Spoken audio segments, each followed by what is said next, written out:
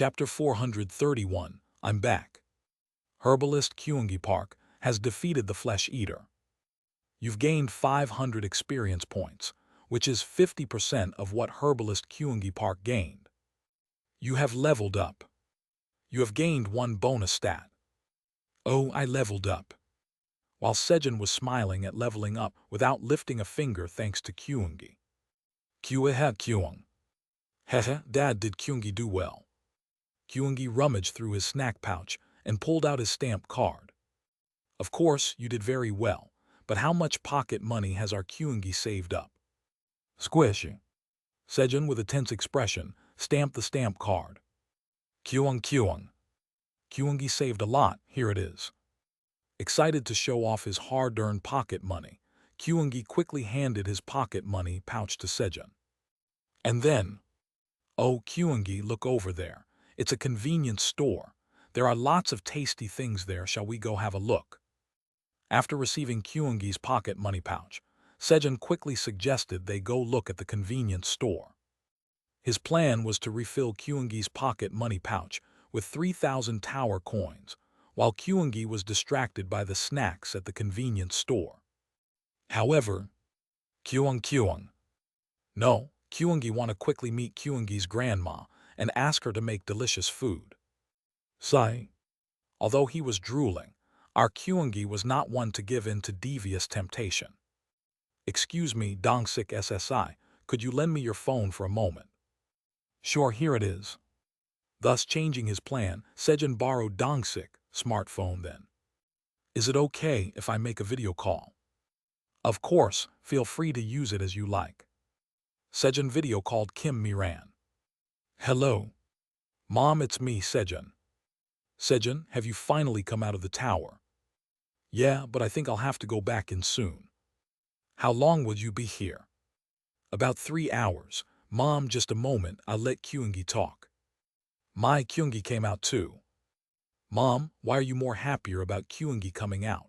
Your son is starting to feel left out. Kyungi, it's grandma. When Sejun handed the phone to Kyungi. Kyungi is happy to see grandma. Holding the phone with both front paws, Kyungi bowed to Kim Miran. Kyungi, have you been well? Kyungi wants to eat the delicious food grandma makes. Okay, Kyungi, grandma has made lots of delicious food, so come quickly. Kyungi is hungry. Kyungi can eat a lot. Even though they didn't speak the same language, their conversation flowed smoothly. While Kyungi was talking with Kim Miran. Hands are quicker than the eye. Sejun swiftly took out 3,000 tower coins and put them into the allowance pouch. Mom, we'll be there in about an hour, so tell Sidal to order all my usual delivery food. Okay, hurry up, I want to see you. Okay. Although he felt like they were waiting for Kyungi rather than him, Sejun ignored it and ended the video call. Then, wow, our Kyungi saved up 3,000 tower coins. He said in a surprised voice as he nonchalantly took out 3,000 tower coins from the pocket money pouch. Kyung. That's right, Kyungi is rich. Kyungi proudly puffed out his belly instead of his chest at Sejun's words. Perfect, everything went smoothly. Yes, our Kyungi is rich. Skill, Kyungi's step punch, master has been copied. While petting Kyungi's belly, Sejun copied the skill. Through his research, Sejun found that the higher the closeness with the other person, the higher the probability of successfully copying the desired skill with the skill copying stone. Of course, the skill had to be usable. Thanks to this, Sejun was only able to copy Kyungi's step punch. He planned to personally eliminate the power of destruction within 500 km using Kyungi's step punch, because the destruction was in the sea. If Kyungi used Kyungi's step punch to eliminate it, the countries around the East Sea, West Sea, and South Sea might suffer enormous damage from giant tsunamis. Kyungi's step punch master. This is a joint skill created by the crimson giant honey bear Kyungi and his master, the Minotaur King, to strike enemies from a distance without causing harm to Kyungi's dad. The skill evolved from Kyungi's 100 steps punch and Kyungi's 1,000 steps punch, allowing attacks on distant enemies as long as they can be detected. The power of the attack decreases for every 1 km of distance to the enemy.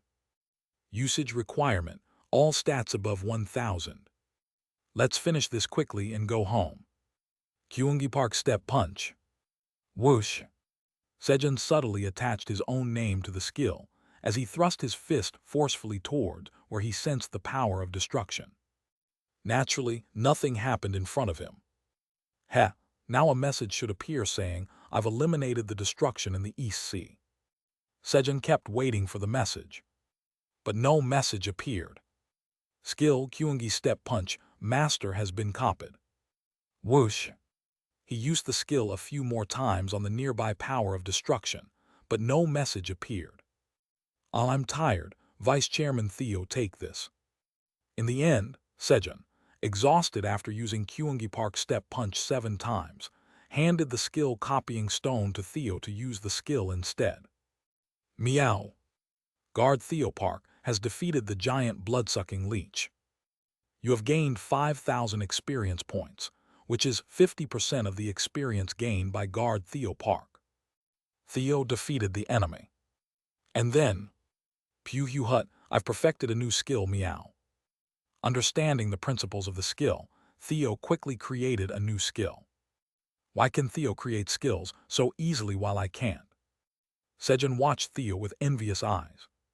Chairman Park, since this is a combined skill, please name it Meow.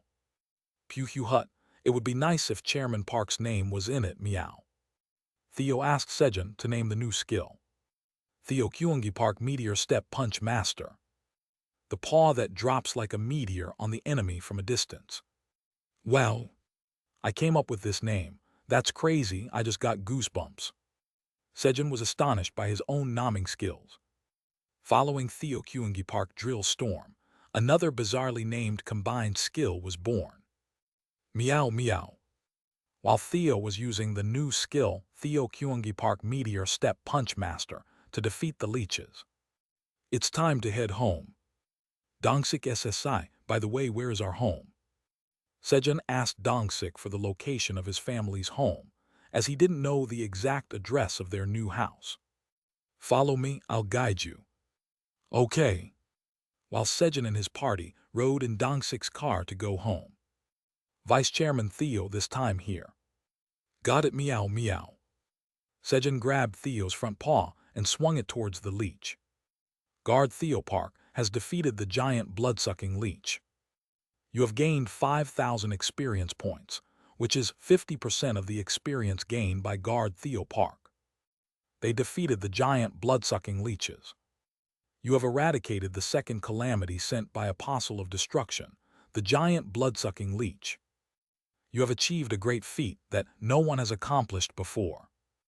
As a reward for your great feat, the second calamity of destruction, the giant blood-sucking leech, cannot invade Earth. He achieved a great feat, as the giant blood-sucking leeches became extinct on Earth. As a reward for the great feat, the stay fee on the 0th floor of the Black Tower is reduced by 2%.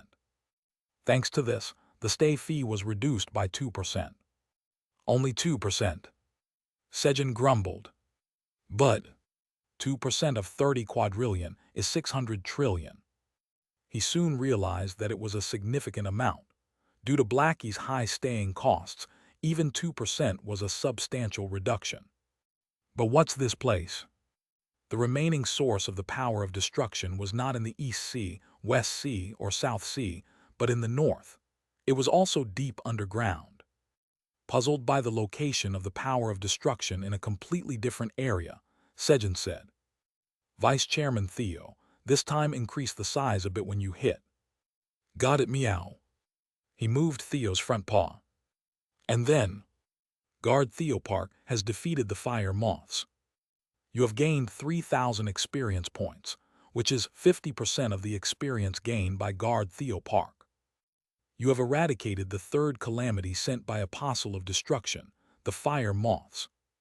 You have achieved a great feat that no one has accomplished before. As a reward for your great feat, The third calamity of destruction, the fire moths, cannot invade Earth. Theo's giant paw print was deeply embedded near Mount Pictou, achieving another great feat. The fire moths, which had been secretly gaining strength underground, eventually disappeared from Earth without anyone knowing.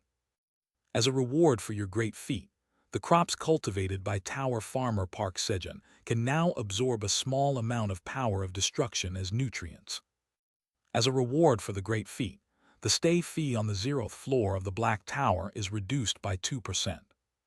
This time, in addition to the 2% reduction in staying fee, the amount of power of destruction that the crops could absorb increased. And then, you have eliminated all detected power of destruction. You have completed the quest. As a reward for completing the quest, the destruction of Earth has been postponed. The quest was finally completed. It's over. Now I can just relax and enjoy myself. Sejun, smiling brightly, hugged Theo, Kyungi, and the Black Rabbit excitedly. Yawn. Purorong. Piparorong. Kurorong. Kekirorong. And he dozed off for a moment. Sejun Nim, we have arrived at your home. Kim Dong-sik parked the car in front of a massive mansion. Ah, okay. As Sejun hurriedly gathered his senses and got out of the car, his family was waiting in front of the house. Kim Dong-sik had informed them in advance. Mom, Dad, little brother. Seeing his family after a long time, Sejun couldn't help but feel emotional. The pent-up longing surged from his chest. Sejun. Son. Big brother. It was the same for his family. Waya Mom, Dad, Sidal. My son. Sejun. Big brother. As the family hugged and cried. Lick, lick. Theo, the Black Rabbit, Kyungi, and Blackie groomed themselves one last time to make a good impression on Sejun's family. And then, Pew Hu Hut, nice to meet you humans, meow. I am Theo Park, the right-hand man of Chairman Park, meow. Kyuehe, Kyungi. Kyuehe, Kyungi is Dad's son, Kyungi Park. Pipayak, Pipayak. Hello, I'm nephew Black Rabbit. Kivit Kaying Kaying. Hehe, I am the noble wolf, the great Blackie. As you are Park Sejun's family, I shall grant you the honor of serving me for generations. They each introduced themselves. Of course, Sejun's family could only understand Theo's words, so Sejun acted as the interpreter. Where do you get off acting so high and mighty, when all you do is eat up my money? Thump. Kaying. The arrogant Blackie had to endure a light flick on the forehead from Sejun. Please accept my bow, I'm back. Sejun gave a deep bow to his parents in the middle of the street. Then, thud. Following Sejun, Kyungi hurriedly lay down and bowed as well. As Sejun got up, Kyungi also stood up and extended his front paws toward Sejun's parents. Kyungi thought Sejun had performed the New Year's bow. Kyungi, this isn't for getting New Year's money. Kyung. Not New Year's money. Kyungi made a disappointed face at Sejun's words. However, come on, let's go inside. We've prepared a lot of food. Okay, guys, let's go in and eat. Kyuehe, Kyung, Kyung. Hehe, finally Kyungi gets to eat the food Grandma made. So excited. Kyungi soon smiled brightly at Sejun's words. As Sejun followed his family through the garden into the house. Phew. Flamey, who had been nervous about being caught by Sejun, sighed in great relief upon seeing Sejun go inside. Pip pip phew, it's a relief I wasn't caught by the Hyungs. Peacebees also sighed in relief beside her. Chapter 432, How do I deliver this to Master Sejun? Black Tower's administrator area. All right, now that I've done as I learned, it should be perfect, right? Aileen was practicing making fried eggs, as taught by Kim Miran. At that moment, Wulong, the crystal ball vibrated. What is it? Aileen brought the crystal ball in front of her, as she was making fried eggs. Park Sejun, the Black Tower's tower farmer, has achieved the great feat of eradicating the second calamity, the giant blood-sucking leech, for the first time in the dimension protected by the tower. As expected, our Sejun did it again. Aileen smiled brightly after reading the alert. The disappeared Black Tower entrances on the 0th floor of the Black Tower are being restored. Kying, the entrances are being restored. What does that mean? Aileen was puzzled since she hadn't seen the alarm about the entrances disappearing. At that moment, Park Sejun, the Black Tower's tower farmer, has achieved the great feat of eradicating the third calamity, the fire moth, for the first time in the dimension protected by the tower. A safe zone is being created within a 100-meter radius around the tower on the 0th floor of the Black Tower. Messages kept appearing. Thanks to this, not only in Korea but also in other countries, a 100-meter radius safe zone was created centered around the tower. Sejun's house. Sejun scooped some kimchi stew with its broth into a bowl of white rice, mixed it well, and took a big bite. This is it. As expected, Mom's kimchi stew is truly the best. Sejun admired the kimchi stew made by Kim Mi-ran. No matter how hard he tried, he couldn't get this taste in the tower. Pipayak pipayak. It's delicious, it's the best. Kyung kyung. That's right, Kyungi's grandma's kimchi stew is the best. Next to him, the Black Rabbit and Kyungi, who were also eating the kimchi stew, couldn't hide their excitement. The Black Rabbit was so delighted that his perked-up ears were trembling, and Kyungi expressed his delight by shaking his hips. Kids eat a lot. Kim Mi-ran, watching them warmly, got up from her seat and quickly started a new batch of kimchi stew. Chairman Park's chairman, bring out the churu, meow. They said there are many flavors of churu on Earth, meow. I'm going to try all kinds of churu today, meow. Pew hut, I've conquered Chairman Park's chairman's lap. Meanwhile, Theo lay flat on the lap of Sejun's father, Park Chun-ho, demanding churu.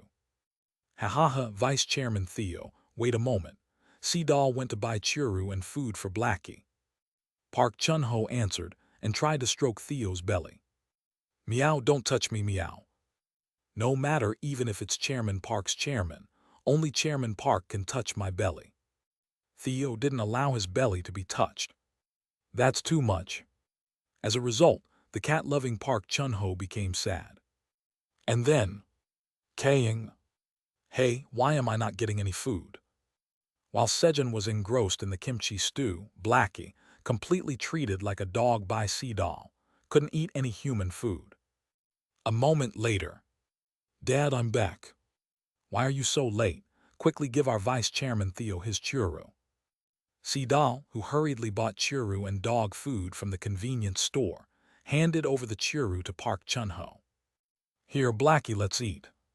He poured the dog food into a bowl. Crunch. Blackie took a bite. But, Tui, how dare you give me something so tasteless? There was no way the dog food would suit Blackie's palate, who was already accustomed to Sejun's food. Kaying, give me what he's eating, not this tasteless thing. Blackie overturned the food bowl, throwing a tantrum. Wow, a dog overturning a food bowl is so cute. Of course, to Sedal, Blackie's petty rebellion seemed even cuter. I'm full. Sejun, feeling somewhat full, said. Mom, Dad, Sedal, gather around for a moment. After calling his family, while leaving the others still eating enthusiastically. This is a gift. Sejun handed his family a space expansion pouch, containing the crops he had grown and herbs gathered by Kyungi. And these are jewels. They were given by some acquaintances. Next, he took out 4 jewel boxes given by the dragons. He just said they were given by acquaintances, thinking his family would worry if he mentioned living with dragons. No, you didn't have to go this far. Yes, something like this. Click. Sejun's parents were speechless, seemingly stunned by the size of the jewels inside. Well, it was understandable. There were diamonds of rare sizes and colors, such as black, red, and purple, which couldn't be found on Earth. They would fetch a high price.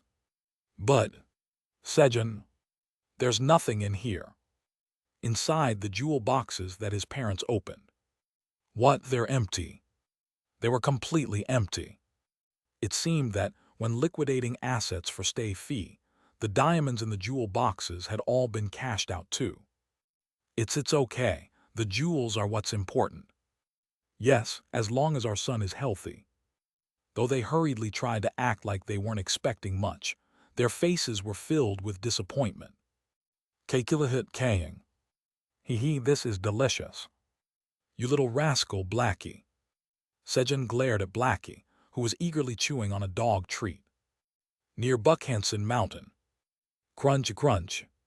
It seems the master didn't find this, so I should dispose of it. Flamey's roots wrapped around a container that Michael had brought in advance to plant when the safe zone disappeared. And then, you have absorbed a small amount of the power of destruction, digesting the absorbed power of destruction to create nutrients. Flamey absorbed the power of destruction imbued in the seeds, just as Flamey had almost completely absorbed the power of destruction inside the container. It's suffocating. It's stuffy. When will we grow? Faint voices, barely audible even when concentrating, began to be heard from inside the container. What's this? Flamey, curious, made a hole in the container and looked inside. I'm hungry. Isn't there anything to eat? I want to eat something stimulating. Inside were seeds emitting a pure white light. The power of destruction that the carnivorous seeds had possessed had vanished, causing them to evolve into new seeds. How do I deliver this to Master Sejun? Flamey fell into contemplation. A moment later. Pip, did you call for me? Peacebees, who had been sucking on a kiwi that Kim Miran had cut in the yard of Sejun's house, flew over hurriedly.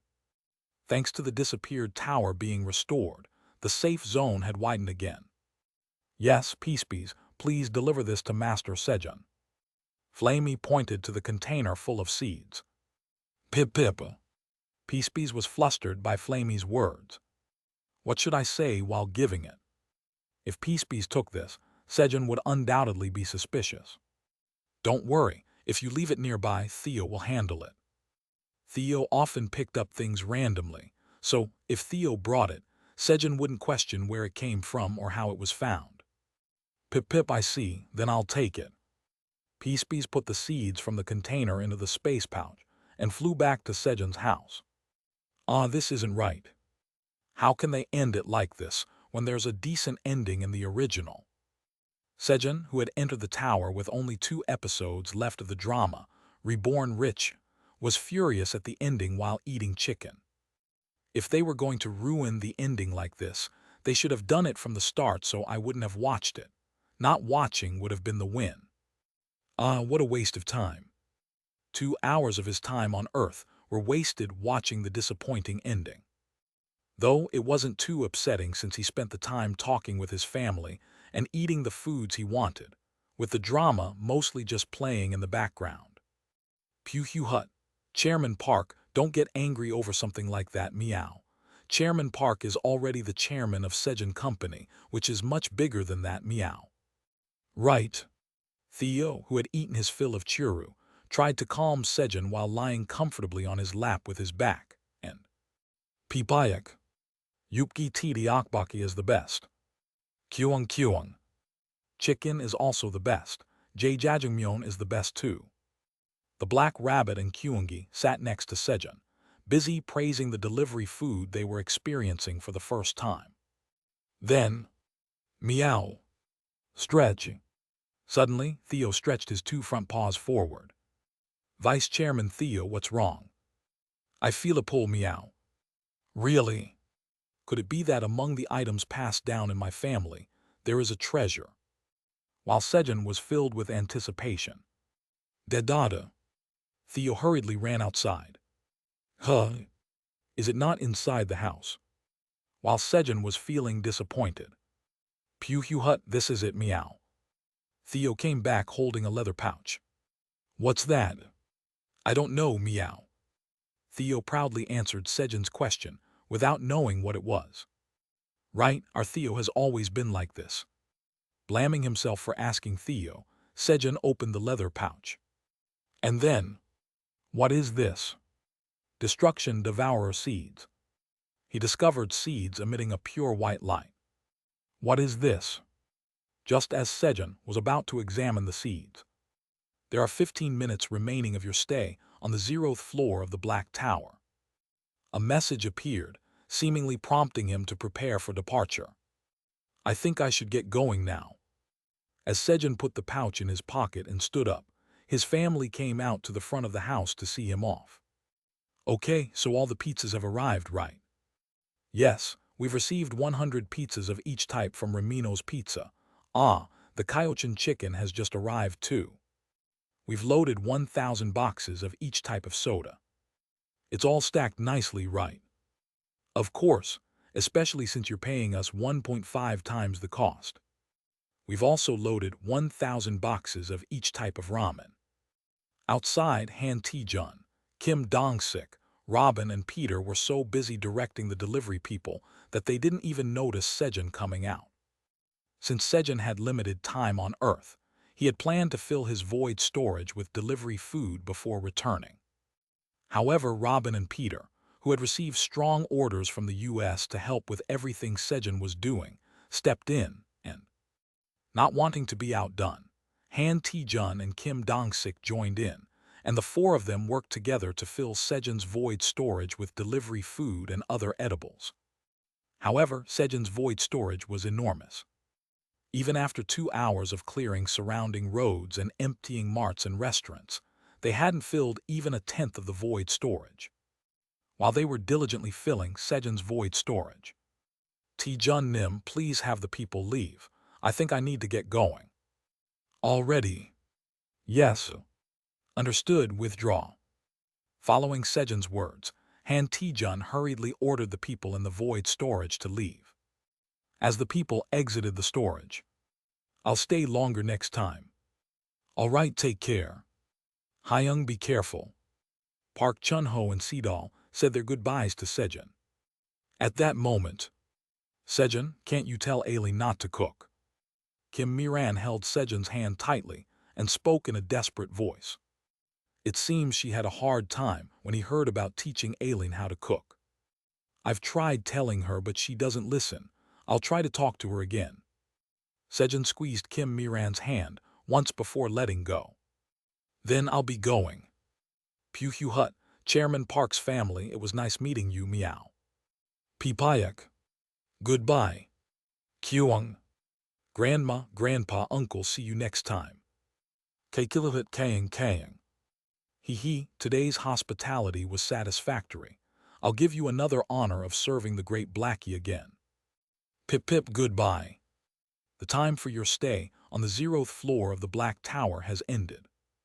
Returning to the Black Tower, Sejun and his companions disappeared while waving their hands. 1 hour after Sejun left. Boom, boom, boom. Shockwaves suddenly came down from the sky above the East Sea, striking the sea surface. It was the delayed arrival of Kyungi's step punch that Sejun had used. Thanks to this, the fishing boats that had gone out to fish returned fully loaded with fish that had been stunned by the shockwaves. Chapter 433. Follow the Great Lord Blackie. The outskirts of destruction. Damn it, what the hell is Fenrir doing inside the Black Tower? Halfaz raged as he looked at the giant tower that had grown slightly taller after an upgrade inside the Black Tower. Although its appearance hadn't changed much, its aura had become several times stronger. At that moment, one of the orbs around, which had been dyed red halfway with destruction, quickly turned transparent. Huh? Halfaz turned his head to check the orb. This is the place where Fenrir directly took control of destruction. Fenrir, you incompetent fool. You couldn't even destroy this small world and got pushed back instead. Due to the bitter memories of being utterly defeated by Fenrir in the past, it seemed Halfaz had overestimated Fenrir's abilities. Now he could no longer wait for Fenrir. Everyone gather around. Halfaz summoned the other apostles of destruction. And then, send fragments to the Black Tower and find Fenrir. He ordered the apostles of destruction to bring Fenrir back.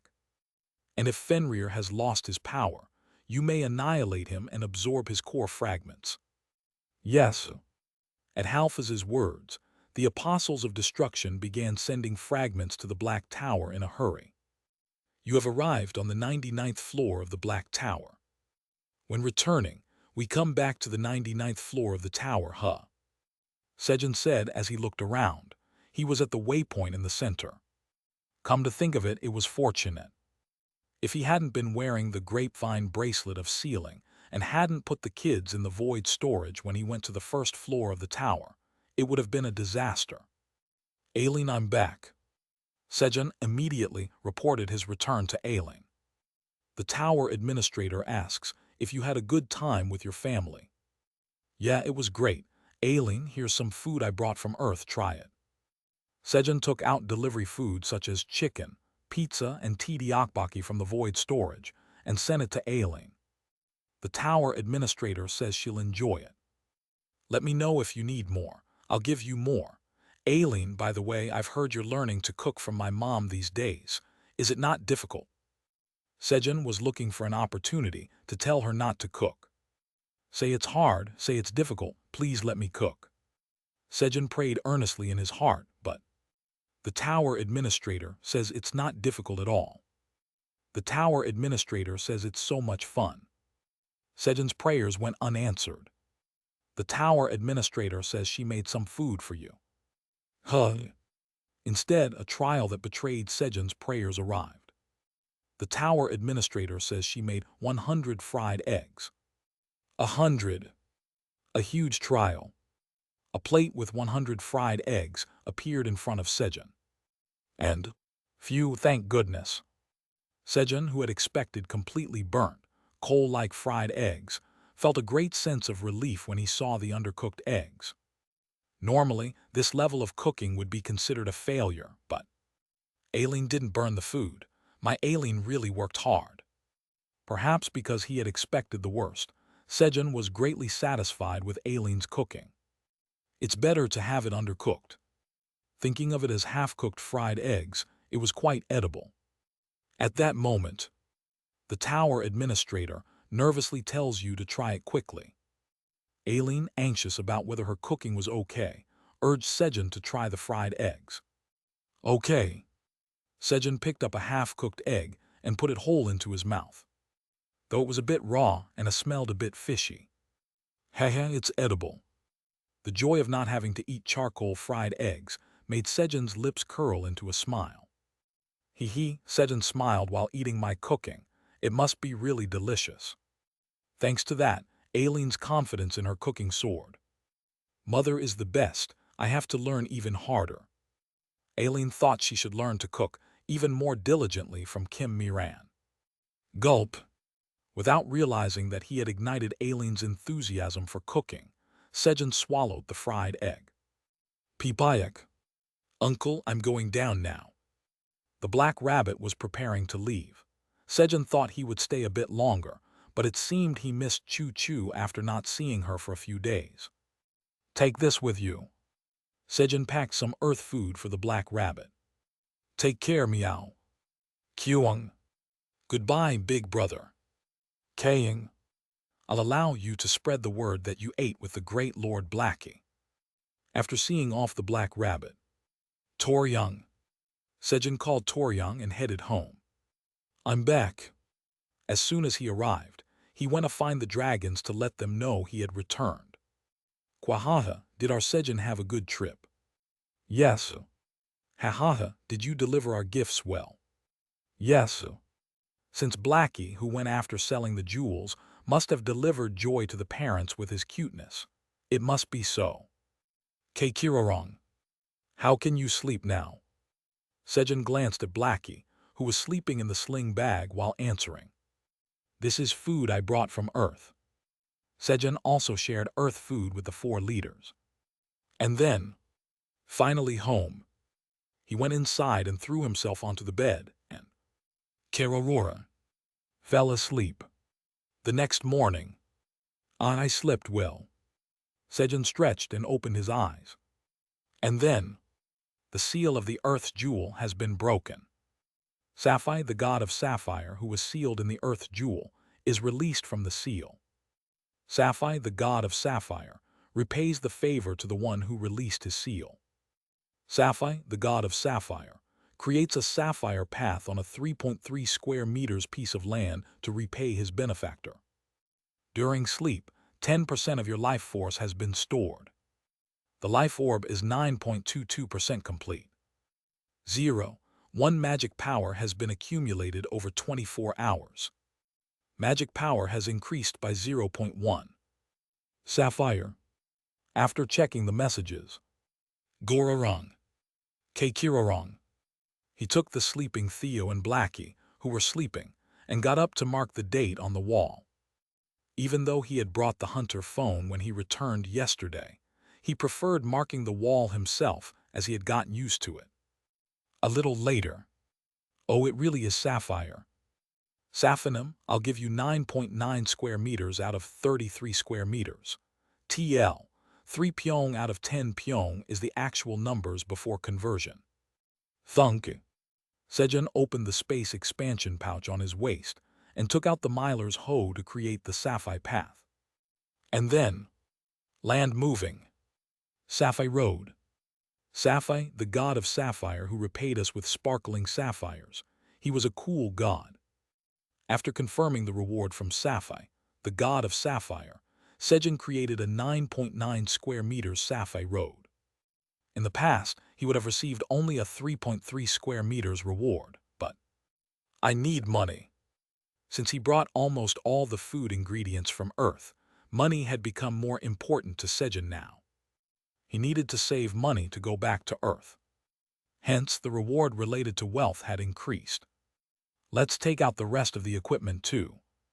While taking out the equipment, Sejun put on the equipment he had taken off. Plub. While taking out the equipment, something fell out of the pouch onto the floor. This is.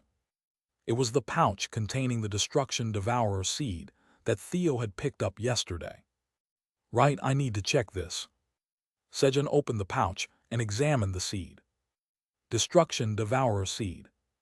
The magical cherry tomato of Park Sejun, the Black Tower's tower farmer, evolved into a mutant cherry tomato under the influence of chemicals and further evolved into a flesh eater after being contaminated by destruction.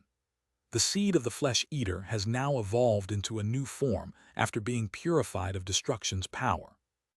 It hates the power of destruction, and when the power of destruction is nearby, it devours and eliminates it. It digests the devoured power of destruction and emits the energy of creation. Grade E. What is this? Was this originally my magical cherry tomato?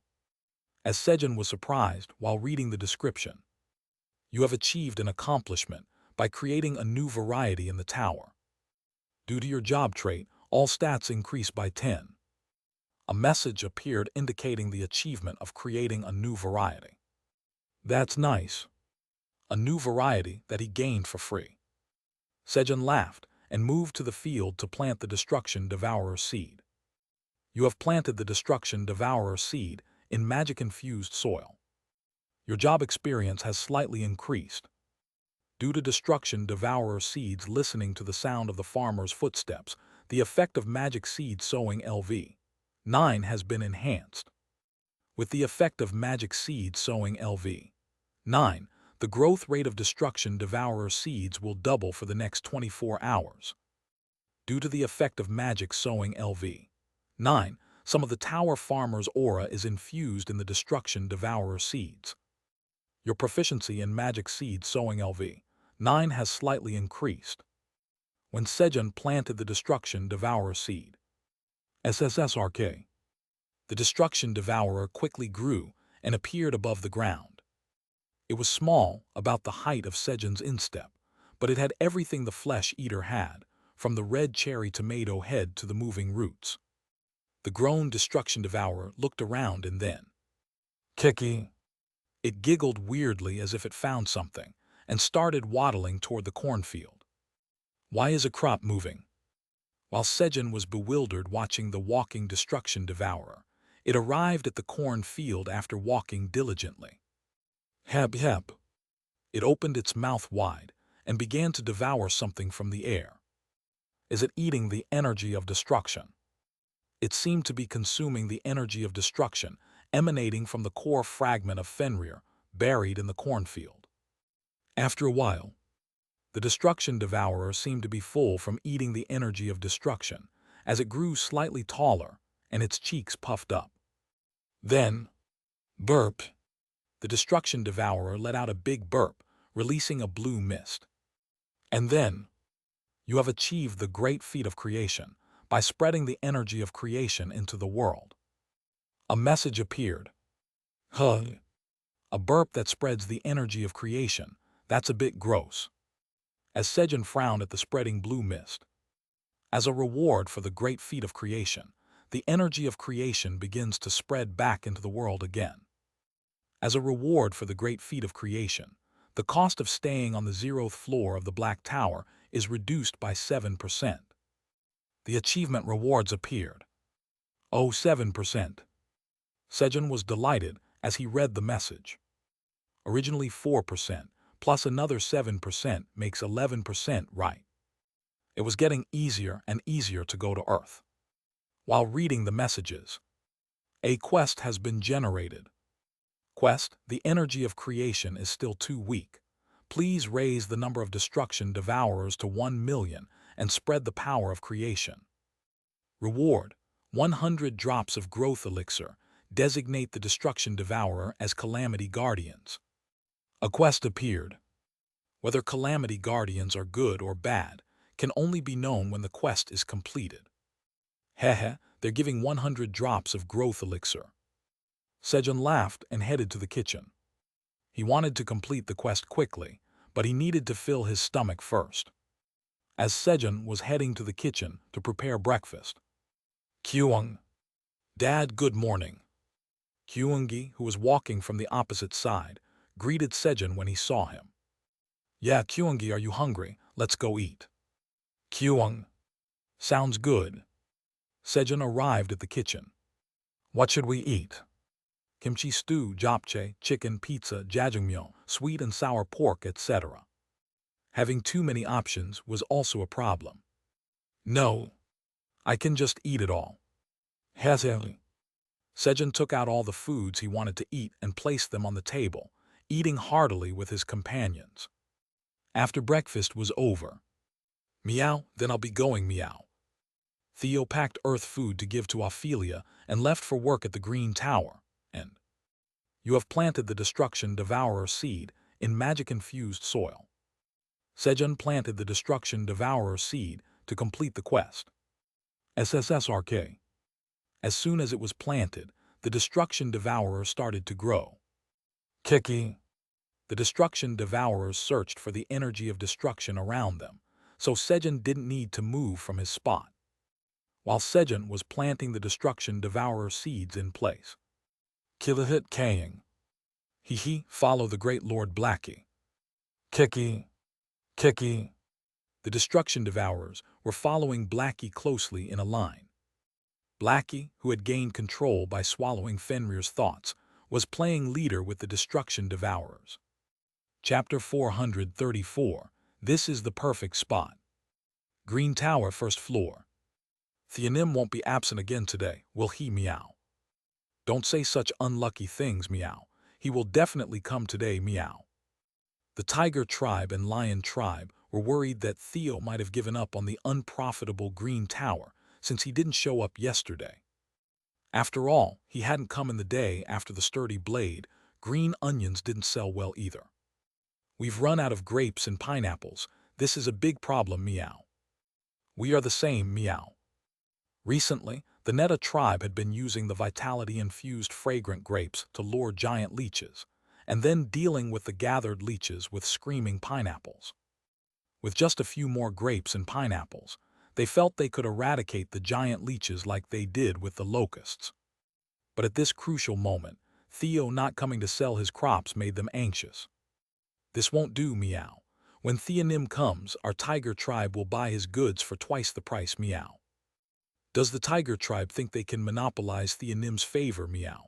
Don't make me laugh, meow. Our Lion Tribe will buy them for 3 times the price, meow. What, meow? Do you think the tiger tribe will lose to the lion tribe, meow? We will buy them for 4 times the price, meow. While the tiger tribe and lion tribe were fighting over who would pay more for Theo's goods. Pew Hu Hut, Neta tribe's vice chairman Theo have arrived for work, meow. Theo made a grand entrance, leaping from the roof, spinning 3 times in the air and landing with a hero's pose. Then, Theonim has arrived, meow. Call the other tribes, meow. The tiger tribe and lion tribe, upon spotting Theo, quickly called the other tribes. Though they intended to win the auction, they wanted to show Theo how much the Neta tribes wanted his goods. Pew Hu Hut, I am indeed very popular, meow. Theo's mood improved as he saw the Neta tribes surrounding him. I will start the auction, meow. He excitedly sold his goods and sold out, meow. Pew Hu Hut, I earned 5 times more than before, meow. Chairman Park will be pleased, meow. Theo smiled broadly, thinking about bragging about the increased sales to Sejun and eating churu on Sejun's lap. At that moment, Wung! A powerful energy began to emanate from the sky. The Neta tribes weren't the only ones waiting for Theo. Vice Chairman Theo, why didn't you come? Ophelia, who had finished her sausage skewer, was also eagerly waiting for Theo. Meow. It's awfully in him. The suckers are in danger, meow. In a hurry, Theo used energy drain to quickly absorb Ophelia's energy. Having absorbed Ophelia's strong energy several times before, Theo's ability to absorb energy had improved, making it much easier now. As Theo absorbed the energy, Vice Chairman Theo, why didn't you come yesterday? I worked really hard growing mugwort. Do you know how many mugworts I What is this smell? As Ophelia came down in front of Theo and started to complain, Theo grinned wickedly and began taking out food from earth from his bag. Vice Chairman Theo, what is that? Pew Hu Hut, this is food that only Chairman Park can get, meow. Chairman Park said to give it to Ophelia and meow. Sejun did. That's right, meow. What is this called? Ophelia pointed at one of the dishes and asked. Its red color and spicy aroma stimulated her appetite. Pew Hu Hut, that's heavenly tidiakbaki, meow. And this? That's heavenly fried chicken, meow. And this? That's heavenly jjajangmyeon, meow. After asking the names of all the foods, Ophelia started eating and she realized that delicious food had the prefix heavenly attached to their names. A little while later, tell Sejun I enjoyed the meal, and here's the mugwort I harvested. Ophelia put the remaining food into her void storage and handed the harvested mugwort to Theo. Got it, meow. Ophelia and him harvest even more mugwort, meow. Okay, but bring more delicious food next time too. Got it. Pew Hu Hut, of course, meow. There's plenty of this kind of food at Chairman Park's parents' house, meow. Theo puffed out his chest and spoke boastfully, as if it were his own home. Really? Okay then, I'll be off. Reassured by Theo's confident words, Ophelia returned to the 99th floor of the tower. Ophelia was unaware of how difficult it was to visit Sejun's parents' house. 99th floor of the Black Tower. You have planted the Destruction Devourer seed in magic-infused soil. Sejun, who was planting Destruction Devourer seeds. What is this? Kilahit Kaying. Hi guys, come here. This is the perfect spot. Blackie, finding the spot with the strongest energy of destruction, called out to the Destruction Devourers. Kiki. Sejun was stunned as he watched the Destruction Devourers toddle towards Blackie in response to his call. What's going on here? A herding wolf instead of a sheepdog. Surprisingly, the seemingly useless and overly powerful Blackie had an unexpected talent. Kilahit Kaying. Hi, grow quickly by absorbing the energy of destruction and become the excellent subordinates of the noble wolf, the great Lord Blackie. Blackie, who no longer felt any guilt about team killing, had no intention of returning to destruction anymore. Because, why would I go back when it's so fun and exciting here? It's much more fun to play here. Heta, how cute. Sejun watched, amused, as Blackie barked and led the destruction devourers around while they followed him, making kicky sounds. Plub. You have planted the destruction devourer seed in magic-infused soil. Sejun planted another destruction devourer seed. Thus, the number of destruction devourers gradually increased. Kilahit Kaying. Hitai, follow me. Kiki. Kiki. The destruction devourers followed Blackie to the areas rich in the energy of destruction and absorbed it to their heart's content. And then, burp. After digesting the energy of destruction, they began spreading the energy of creation around the 99th floor of the tower, gradually increasing its concentration. A little while later, Yawn, I've planted them all. Sejun stretched after planting all 100,000 destruction devourer seeds that were in his pouch. I'm hungry. As Sejun took out a hamburger from the storage and started eating. Thump, thump, thump, thump. Kaying, kaying. Hey, are you eating alone? Give me some dried sweet potatoes. Blackie, who was playing the leader with the destruction devourers, came running energetically towards Sejun. But then, thud, he tripped over a hole he didn't see. Kiki. The leader fell too. The destruction devourers were unsettled seeing their leader fall. Kilahit Kaying. Hi, don't worry guys, I'm fine. Blackie pretended to be strong in front of his subordinates. Ifda. Sejun burst into laughter at the sight of Blackie's behavior. Thump, thump, thump, thump. Blackie, pretending nothing was wrong, continued running to Sejun. Once he was out of the destruction devourer's sight, behind Sejun. Kaying. My leg hurts. He lay down and whimpered to Sejun.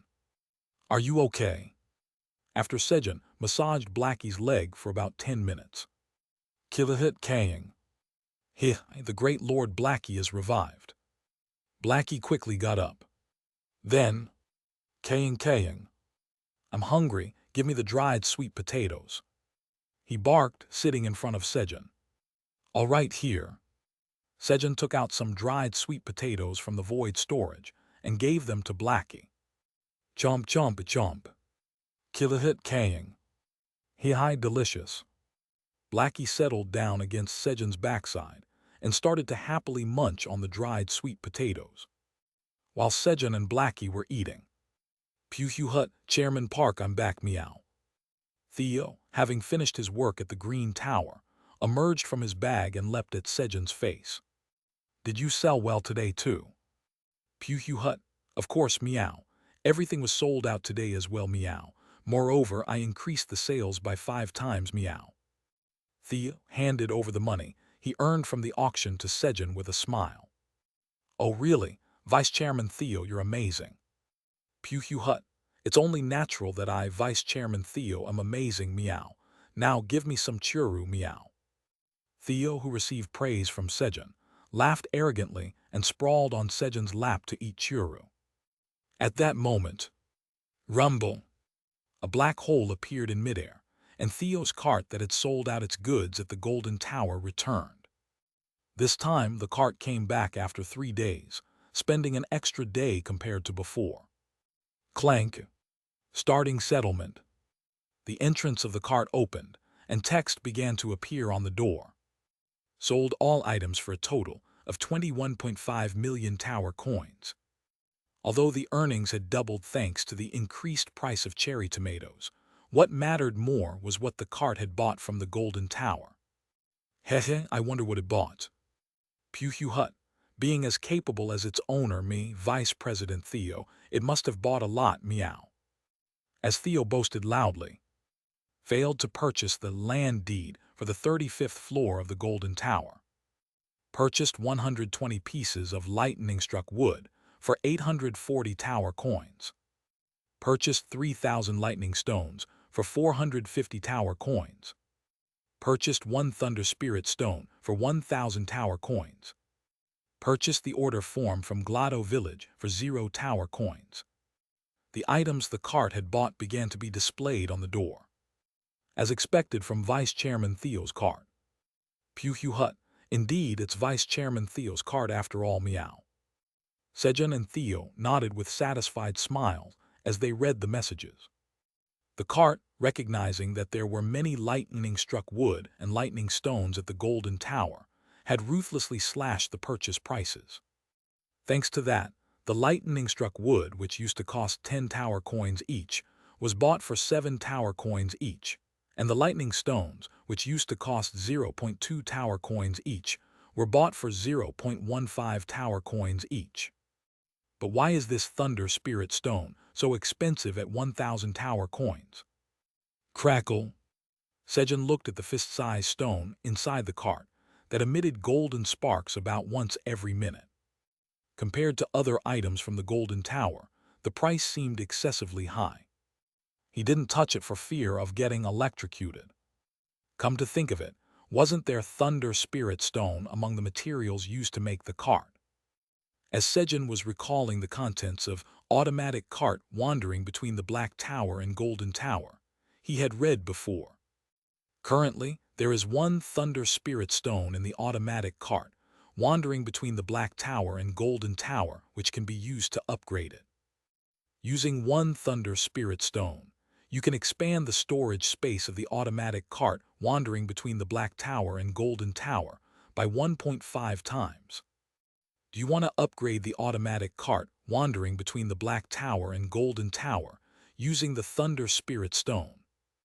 These messages appeared. It was worth it to expand the cart's storage space by 50% and bring back more lightning-struck wood and lightning stones for 1,000 tower coins.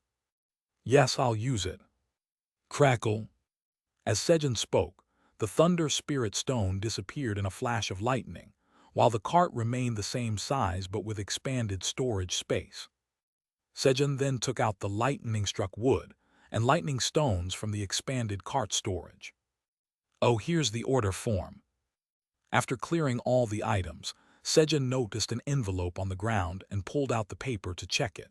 It was an order for 50,000 magical cherry tomatoes. It seemed the residents of the Golden Tower really liked the magical cherry tomatoes. Vice Chairman Theo, load the items and send them off. Got it, meow. Following Sejun's instructions, Theo filled the cart with crops. Go earn lots of money, meow. Rumble. Theo sent the cart back to the Golden Tower. This time it returned after 3 days, so he paid 270 billion tower coins. After the cart left, now it's time to harvest the corn. Sejun got up, taking Theo and Blackie with him, and approached the cornfield. At that moment, Kiki, one of the destruction devourers, which had been absorbing the energy of destruction in the cornfield, approached Sejun and Tui Tui Tui. Did I do well? It spat something out at Sejun's feet and looked proud. What is this? Sejun closely examined what the destruction devourer had spat out. This is Destruction Devourer Seeds. There were 5 Destruction Devourer seeds. It seemed they spread their seeds this way. More plants that spit seeds. Kiki. Kiki. At Sejun's question, the Destruction Devourers hurriedly walked over to him and Tui Tui Tui. Tui Tui Tui. They started spitting seeds into Sejun's hand. And then, you have planted a Destruction Devourer seed in magic-infused soil. Sejun now had to plant 50,000 Destruction Devourer seeds again. Chapter 435. I'm the great noble wolf Blackie, I'm not scared.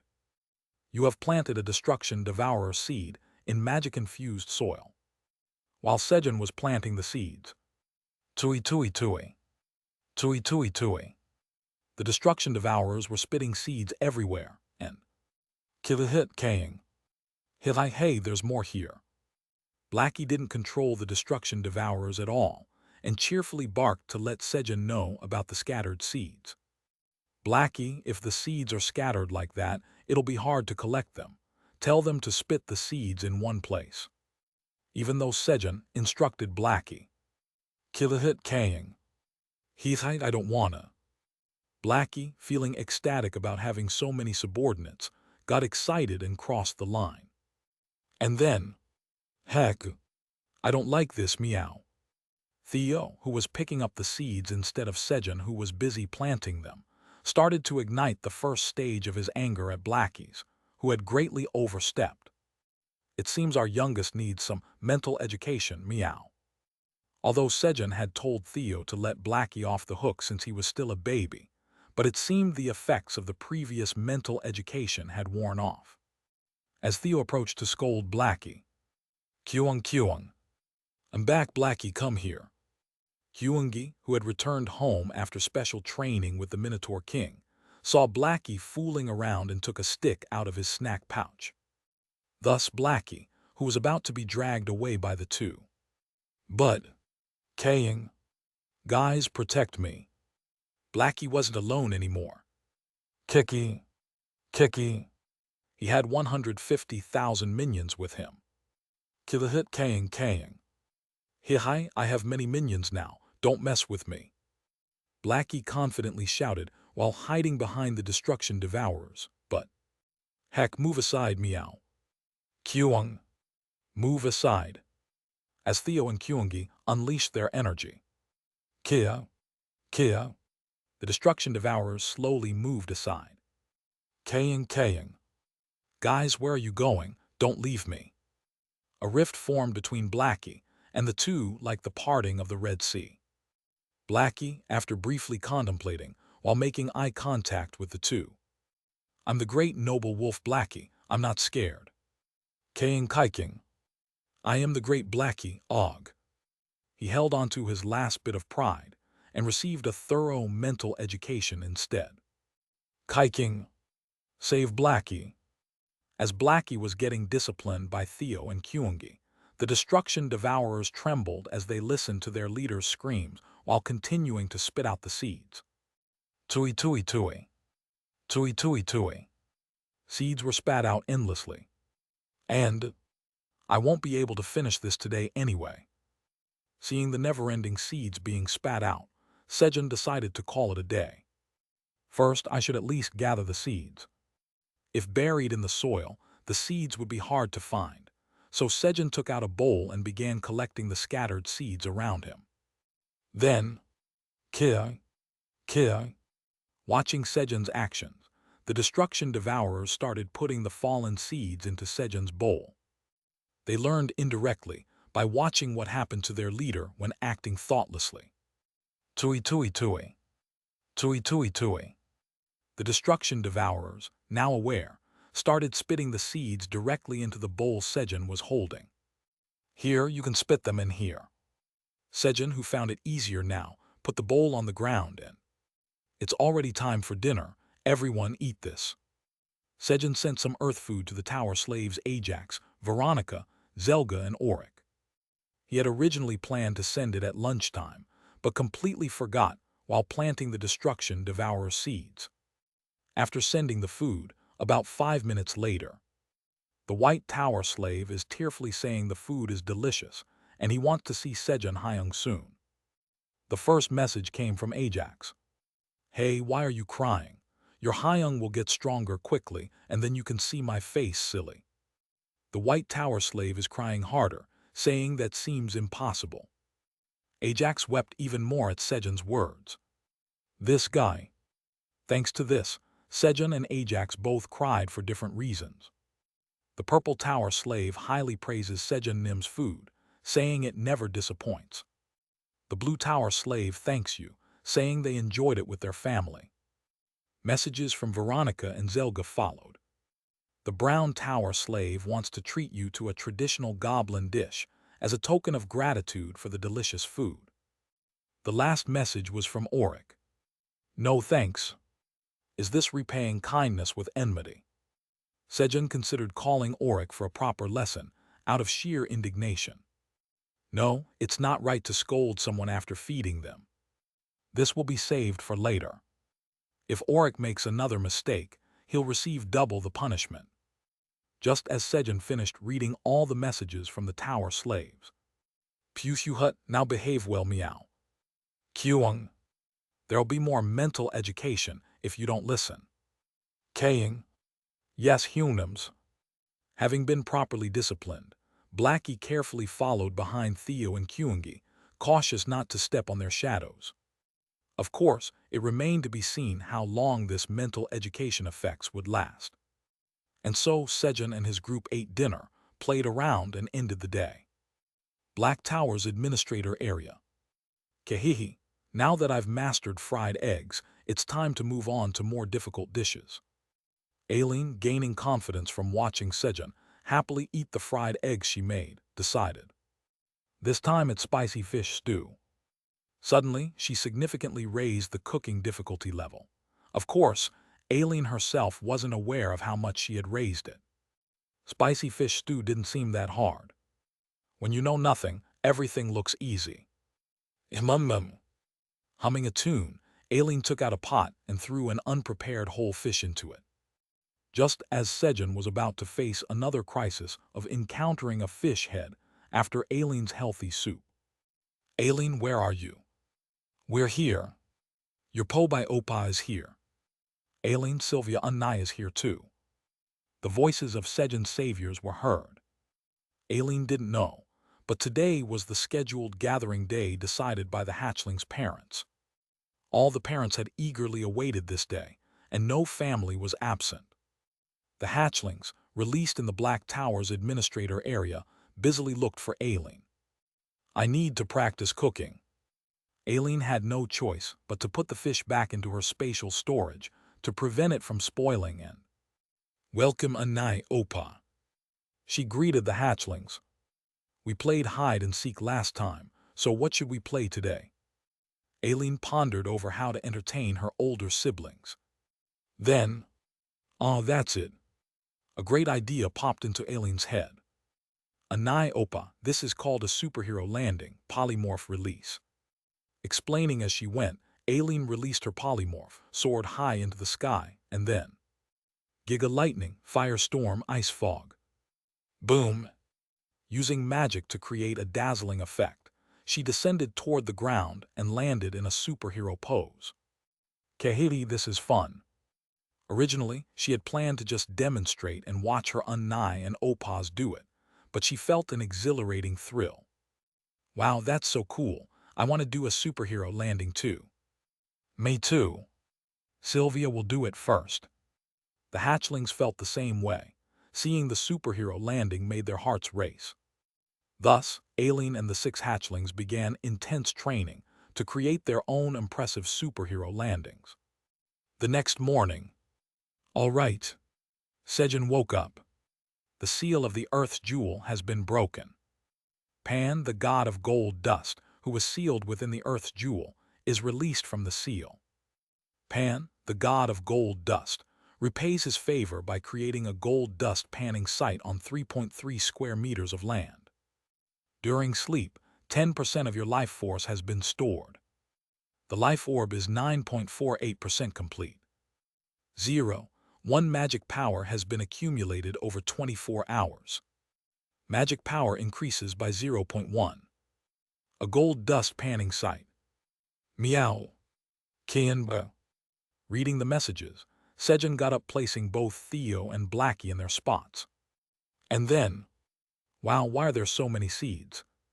The first thing Sejun noticed when he went outside was the bowl overflowing with destruction devourer seeds. They seemed to have spat them out late into the night. After collecting the seeds. But where are the devourers? Looking around. Kiralong. The destruction devourers were huddled together, dozing off in the cornfield. Burp. Occasionally burping and emitting a blue mist. It seemed they were absorbing the energy of destruction even while sleeping. After confirming that the devourers were asleep. But where is the gold dust panning site? Sejun started looking for the gold dust panning site. Could it be near the pond? Remembering scenes from movies where people panned for gold using wide plates by the water, Sejun went to the pond inside the cave. And then, as expected, it's here. He found a 3.3 square meters gold dust panning site emitting a soft golden light. This looks fun. Sejun took out a large plate and filled it with soil mixed with gold dust, gently shaking it in the water. But, there's nothing here. Sejun couldn't find any gold even after all the soil on the plate washed away. The gold dust had flowed away with the soil. Extracting gold dust wasn't easy. This is hard. Sejun tried several more times, but I'm done with this. In the end, he couldn't obtain a single speck of gold and only wasted his time. Making me suffer like this, Pan Nim. You get 0.9 square meters. Despite receiving a gold dust panning site that generated 10 kg of gold dust daily, Pan only earned a 1 square meters pan road. As Sejun was getting up from his failed attempt at extracting gold dust, he saw a huge black clam about the size of 2 palms put together next to him. It was a clam grown in the Pearl Oyster Farm created by Pearl, the god of pearls, as a token of gratitude. Shall I make grilled clams? Sejun licked his lips at the sight of the giant pearl clam. Let's make grilled cheese clams. And so the breakfast menu was decided, and grab. He tried to pick up the pearl clam, but the clam wouldn't budge. It didn't move an inch. What's this? Sejun tried again with all his might, but the clam didn't move. At that moment, Kyung, Dad, what are you doing there? Kyungi poked his head out from the cave ceiling, having heard Sejun's grunts. Kyungi, help me out. This clam is really heavy. Kyung. Got it, Kyungi will help. Thud. Kyungi landed gracefully in a superhero pose and then grab. He lifted the pearl clam effortlessly. It really was heavy. Sejun felt a bit embarrassed. It seems Dad is still very weak. Kyungi resolved to gather many medicinal herbs to help strengthen Sejun. With Kyungi's help, Sejun moved the giant pearl clam to the kitchen and made grilled cheese clams. What's this? Gravity-crushing black pearl. While eating the clam, Sejun discovered a black pearl the size of a fist. Oh, with this, we could make Yona's staff. As Sejun thought of Yona, Pew Hut, we can make Yona's staff with this, meow. Theo also shouted, thinking of Yona. If they used the black pearl with the power of gravity as the core, and added the hearts of the Yeti, King Giant Worm, and Albatross that they had already collected into the staff, we could make an item even better than the staff of disaster for Yona, meow. Moreover, if they used the precious branch of the world tree in the staff, the grade of the resulting item would be unimaginable. Pew Hut, Chairman Park, let's go to the dragons, meow. All right. Sejun responded, trying to pick up the black pearl. But he couldn't lift the black pearl. The clam wasn't heavy after all. Sejun hadn't read the description, so he didn't know that the black pearl had an option where greater gravity applied the less magic power one had. Of course, the pearl itself was also quite heavy. Kyungi, can you? Kyung. Got it. In the end, with Kyungi's help, Sejun took the black pearl and went to find the dragons playing at the fountain with Theo. At that time, in the merchant passage connecting the 50th and 60th floors of the Black Tower, Pio, run away. Kyuiga. Piat and Urin were being chased by the fragments of the Apostle of Destruction that had entered the Black Tower. Chapter 436. No, the house is getting farther away. Today, as usual, Piat was gaining experience by collecting Urin's debts, aiming to become Theo's excellent right front paw. Piahiti, today I collected 1 billion tower coins. After tailing a debtor who claimed to be broke for several days, Piat discovered assets under another name and managed to collect the debt. Theonim will be pleased, right? With a joyful heart, Piat headed to the 99th floor of the tower where Theo was. However, there was something much more difficult than collecting Urin's money. Pio. As expected, Urin Nim is really unlucky. KQX sorry. Wherever Urin went, he constantly encountered fragments of the Apostle of Destruction. The types of Apostles of Destruction they met were varied. It seemed like they had encountered apostles from 3rd to the 12th seat at least once. Of course, if the two of them joined forces, they could easily defeat one, but if it's 3, it's a different story. The 4th seat of the Apostle of Destruction, Melpheus, the demon of ruin. The 7th seat of the Apostle of Destruction, Kruger, the destroyer of mountains. And the 10th seat of the Apostle of Destruction, Hydra, the 9-headed snake. Capture them. I sense Fenrir's aura from them. Stop, explain the Fenrir's aura coming from you. Hand over the Fenrir's core fragment. They were currently being chased by fragments of 3 apostles of destruction. At first there were 2, so they ran away, but while escaping, they encountered another one, making it 3. In typical unfortunate Urin fashion, he always seemed to go where the enemies were. Then, come quickly, into the arms of me, Shasha, the queen of screams and ice. An enemy was blocking their path. Pio, Urin Nim, break through. With both ends blocked, breaking through was the only option. Got it, turned to gold. Urin ran forward, extending his front paw to Shasha, who momentarily turned to gold. In that time, Piot and Urin escaped, and when Shasha returned to her original form, she tried to attack them. Shasha, what are you doing? She attacked her comrades instead, and thanks to the collision between the Apostles of Destruction, Piot and Urin luckily managed to shake them off. After shaking off the Apostles of Destruction, the two ran for another hour before. Pio, that was really dangerous this time. Indeed. They took a brief rest. Pio, but didn't the Apostles mention handing over Fenrir's core fragment earlier? Yeah, I heard it too. Pio. Don't tell me, you're a Nim, it's not you, right? When Piot looked at him with suspicious eyes. Me, no way. Urin strongly denied it, shaking both front hooves. However, could it really be me? With a nagging doubt, he rummaged through his belongings. And then, Piot, I'm sorry. Urin apologized as he pulled out Fenrir's core fragment. He had picked up some nice-looking stones, intending to turn them into gold later, and among them was Fenrir's core fragment.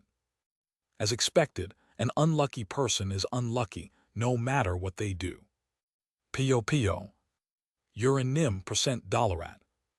Thanks to that, an immensely furious Piot scolded Urin so harshly that his white feathers seemed to turn red. 99th floor of the Black Tower. Hello. Nice to see you, Dragon Nims, meow. Kyung. Hello, Dragon Nims. When Sejun, Theo, and Kyungi visited the fountain where Kaiser, Kellyan, Ramter, and Tyr were having a drinking party and greeted them. Kehahaha, we're always fine as long as our Sejun is healthy.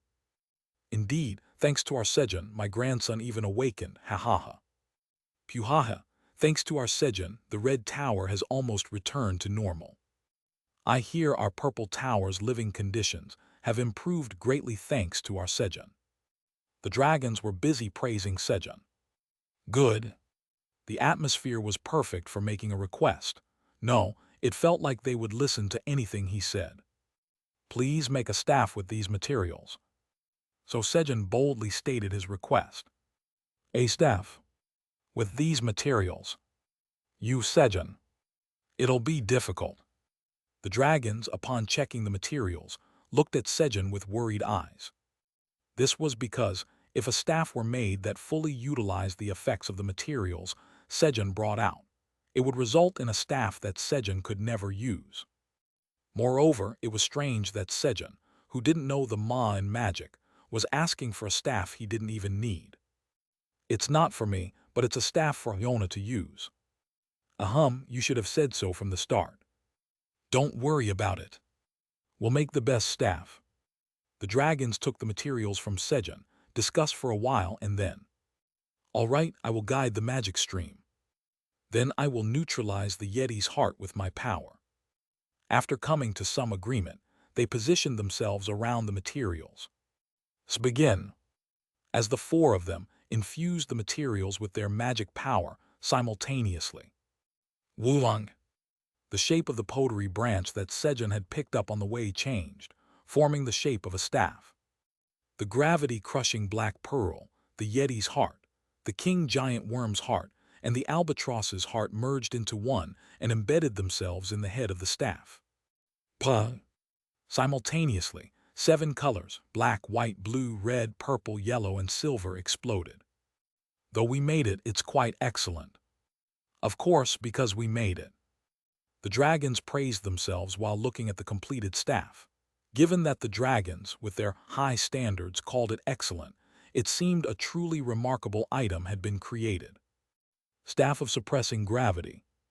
Is it legendary grade item? As Sejun wondered while looking at the name of the staff. Here, take it. Kaiser handed the staff with a black jewel embedded in it to Sejun. Thank you. Sejun thanked them and quickly examined the staff. Staff of Suppressing Gravity. A staff made using the branch of the world tree, gravity-crushing black pearl, Yeti's heart, king giant worm's heart, and albatross's heart. It couldn't become a divine relic due to the lack of divine power. Specialized in gravity magic. The great black dragon and the great white dragon balanced darkness and light. The great red dragon used the power of fire to balance with the Yeti's heart, and the great purple dragon used the power of poison to create a balance between the king giant worm's heart and the albatross's heart. 7 attributes are in balance, and 2 strands of the 9 magic streams are connected to the staff. When equipped, 2 additional magic streams can be connected. Usage restriction. Only those connected to 3 or more of the 9 magic streams. Creator, the Great Dragon Race. Grade. Skill Suppression Master. Suppression Master. Increases the gravity acting on enemies within a 1 km radius. Gravity increases by 1x for every 1,000 magic power difference between the skill user and the enemy. Gravity can increase up to 50x. Well, it's really a cheat item. Just equipping the staff connected 2 magic streams, and the skill was excellent. I'm so jealous. Sejun was envious of Yona's item. What about me? Make me something like this too. When Sejun looked at the dragons with expectant eyes. Nope, not happening. We won't make it for you. Get stronger and come back. The dragons shook their heads. Even if they poured their hearts into making it, Sejun couldn't use it due to the high usage restriction. And if they made equipment Sejun could use, it would obviously be a waste of materials. And the prime examples of such wasted items were the Dragon Horn's Return Bracelet and Dragon Horn's Summoning Bracelet. Kaiser had used tremendous magic power to forcibly remove the usage restrictions, but in exchange, the abilities of the materials were extremely reduced. So decisive. Sejun was disappointed by the dragon's firm attitude. Chairman Park, let's quickly go give the staff to Yona. Meow. Yeah, okay, then we'll be going now. Prompted by Theo, Sejun bid farewell to the dragons and decided to visit the Black Wizard Tower where Yona was. Just as Sejun and his party were about to leave the farm. Kaying, I'll guard the house. Blackie insisted on staying behind to guard the house. Is it thanks to the mental education that Blackie is saying such praiseworthy things? You don't need to guard the house, though. Kaying. No, please let me guard the house. All right, then I'll be back soon. Keep the house safe. Sejun decided to leave Blackie behind, feeling a sense of duty in Blackie's words. Kaying. Have a safe trip. With Blackie's cheerful farewell, Sejun, Theo, and Kyungi set off to give the staff to Yona. Top floor of the Wizard Tower. Yona's room. Shayak. Sai. Hugh. Inside, only the sound of flipping papers and sighs could be heard. Kaiwang, it's another request for an increased budget. The sound of flipping papers came from Yona. Sai, what was it again? I definitely remembered it. Hey, show me a bit. The sighs were from the 10 vice-chairmen. The escaped vice-chairmen had all been caught and brought back, and now they were taking daily tests on what they had learned from Yona the day before. However, SSSS. Unlike the vice chairmen who were sighing and solving problems, there was one being who moved its pen effortlessly. Oh, this is what we learned the day before yesterday. This is too easy. Blackster was solving the problems Iona had given out with remarkable ease. A little later, Kaiwo, I clearly explained everything, so why can't you solve this? Everyone except Blackster follow me. Yes. The 10 vice chairmen who didn't pass were dragged away by Iona and gravity control. Ugh. Endure it. They had to withstand Iona's gravity magic, using defensive magic until their magic power was exhausted. While Iona was grilling the 10 vice chairmen. Hi, where did Iona go? Sejun and his party arrived at Iona's room. Oh, Sejun Nim, hello. Blackster, who had been creating and solving new problems on his own, greeted Sejun. Blackster, how are you doing? Is Iona teaching you magic well? Yes, it's so much fun. Ah, this is a magic equipment blueprint I created using the magic knowledge I learned from Iona. Please take a look. Blackster showed a rectangular equipment blueprint. Would I even understand it? Can you just explain it instead? Ah, this is equipment that uses a technique I learned from Iona to increase magic efficiency and eliminates footsteps sound. If you wear this, you won't be detected when infiltrating. I named it Sound Eater. TL. The name Sound Eater here is in English. As expected of a former thief, Blackster was creating infiltration equipment again. The name is no good, let's call it Sagibai. Sagibai. It's a combination of TL equals sound and gi by TL equals eater. How about it? Clever, right? Pew Hu Hut, as expected of Chairman Park Meow. Kueha Kuang. Haha, then Kuangi is G Gulgi by TL equals honey eater. Yonanim, please come back quickly. Blackster showed the maximum resistance he could by not responding. Sejun's farm. After Sejun left with Theo and Kuangi, Blackie was left alone. Kekilahit Kayang. He freedom, this is my world now. He was enjoying the freedom of not having to watch out for Theo and Kuangi. And then, Kiki. The destruction devourers surrounded Blackie and tossed him into the air in celebration. Kekilahit Kayang. He, guys, go that way, now this way. Blackie sat firmly on top of the destruction devourers, giving them directions, and they moved en masse according to their leader's orders. At that moment, Kai, whisk.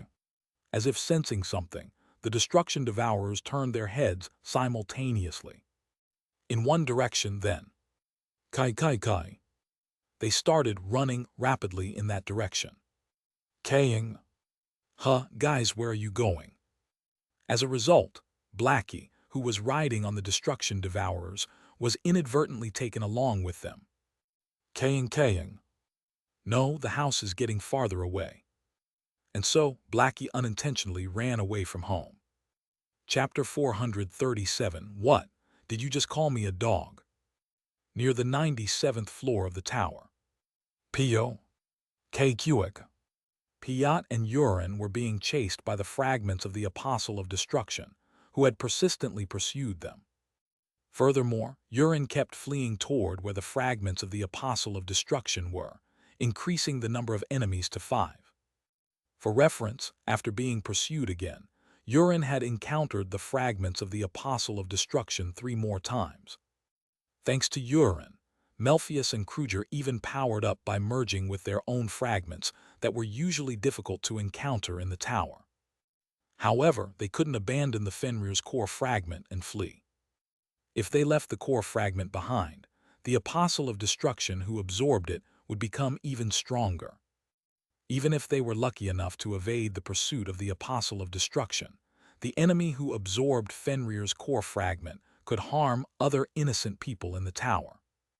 There was only one way to neatly deal with the enemy. Piat planned to lure the enemies to the 99th floor of the tower and annihilate them all at once. There were many strong individuals there who could easily deal with the fragments of the Apostle of Destruction. Thus, the two fled from the fragments of the Apostle of Destruction for a long time. But then, something Piat did not expect happened. Before they could reach the 99th floor of the tower, Urin collapsed. Pio Pio. Uranum, hang in there. Just a little more and we'll reach the 99th floor. Piat pulled on Urin's ear, who was so exhausted he was almost crawling, urging him on, but, "No, I'm done for. Leave me and go." Urin didn't even have the strength to walk anymore. Each time they were on the verge of being caught by the fragments of the Apostle of Destruction, Urin had used Turn to Gold ability to escape the danger. But now he had reached his limit. This was because Urin's ability could only turn things to gold as much as he had eaten. Grumble, grumble. In other words, he was too hungry to move. At that moment, finally caught these guys. This time you won't escape. Hurry and explain why we can sense Fenrirnum's energy from you. The fragments of the Apostle of Destruction chasing the two arrived. Pio. Uranum, what should we do? Can't we buy them off? Pio. Of course not. Then I'll try to hold them off as much as I can. You, Piat, go and call Theonim. Since it's my fault, I should take responsibility. Urin tried to face a cool end, but... Pio. What? You'll hold out well, I'm sure. Pio. Stop thinking foolishly and come up with something useful. Ugh. The smart Piat wasn't falling for it. Ha ha ha, how amusing to have a meaningless conversation with us right in front of you. Meanwhile, the fragments of the Apostle of Destruction had surrounded the two. Pio. Uranum, if you get reborn, make sure to be born as a lucky guy. I want that too. I'll definitely pay you back then. Pio. Sure you will. As Piat and Urin were having this trivial exchange, preparing for their final, unwinnable battle against the fragments of the Apostle of Destruction. Rumble. They heard the sound of a tremendous army moving, shaking the ground. Pio Pio. Oh, it looks like someone's come to rescue us. We're saved. With hopeful expressions, Piat and Urin looked towards the source of the sound. But, Kilahit Kaying. Haha, the great Blackie is here. Kiki. Pio. Blackie. Cherry tomatoes. Seeing Blackie, the weakest of the 99th floor, arrogantly appear while riding the Destruction Devourer, Piat and Urin's hopes quickly dwindled. Kaying. What should I do? The butler will be worried. At first, Blackie was confused by his situation, having been forced out away from the home. However, Kilahit Kaying. Hee, it's an adventure. Guys, let's go. He soon accepted his situation and decided to enjoy the present. Oh, those guys. While Blackie was riding the Destruction Devourers and moving, he saw the fragments of the Apostle of Destruction and the surrounded Piat and Urin. What should I do? Blackie was in a dilemma. On one side were his original subordinates, and on the other side were the subordinates of his big brother, Theo. My brother's subordinates are also my subordinates. In other words, both sides were his subordinates. Kaying. Hey, stop fighting. So he stepped in to stop the fight between the two sides. In the past, no matter how much he shouted, he had no presence, but now, after creating a new core, he had gained some presence. And then, could you be Fenrirnum? The Apostle of Destruction, Kruger, asked Blackie upon seeing him. Kruger was the most loyal apostle among the 12 apostles of destruction to Fenrir. Although Blackie's appearance had changed a lot, Kruger saw traces of Fenrir in his confident demeanor. However, Kaying. No, I am the great Blackie. If his identity was revealed here, his happy life would be shattered, so Blackie couldn't affirm it. You really not Fenrirnum? Loyal Kruger asked once more, but... Kaying. Kruger, I'm telling you, I am not the great Fenrirnum. Blackie strongly denied it again.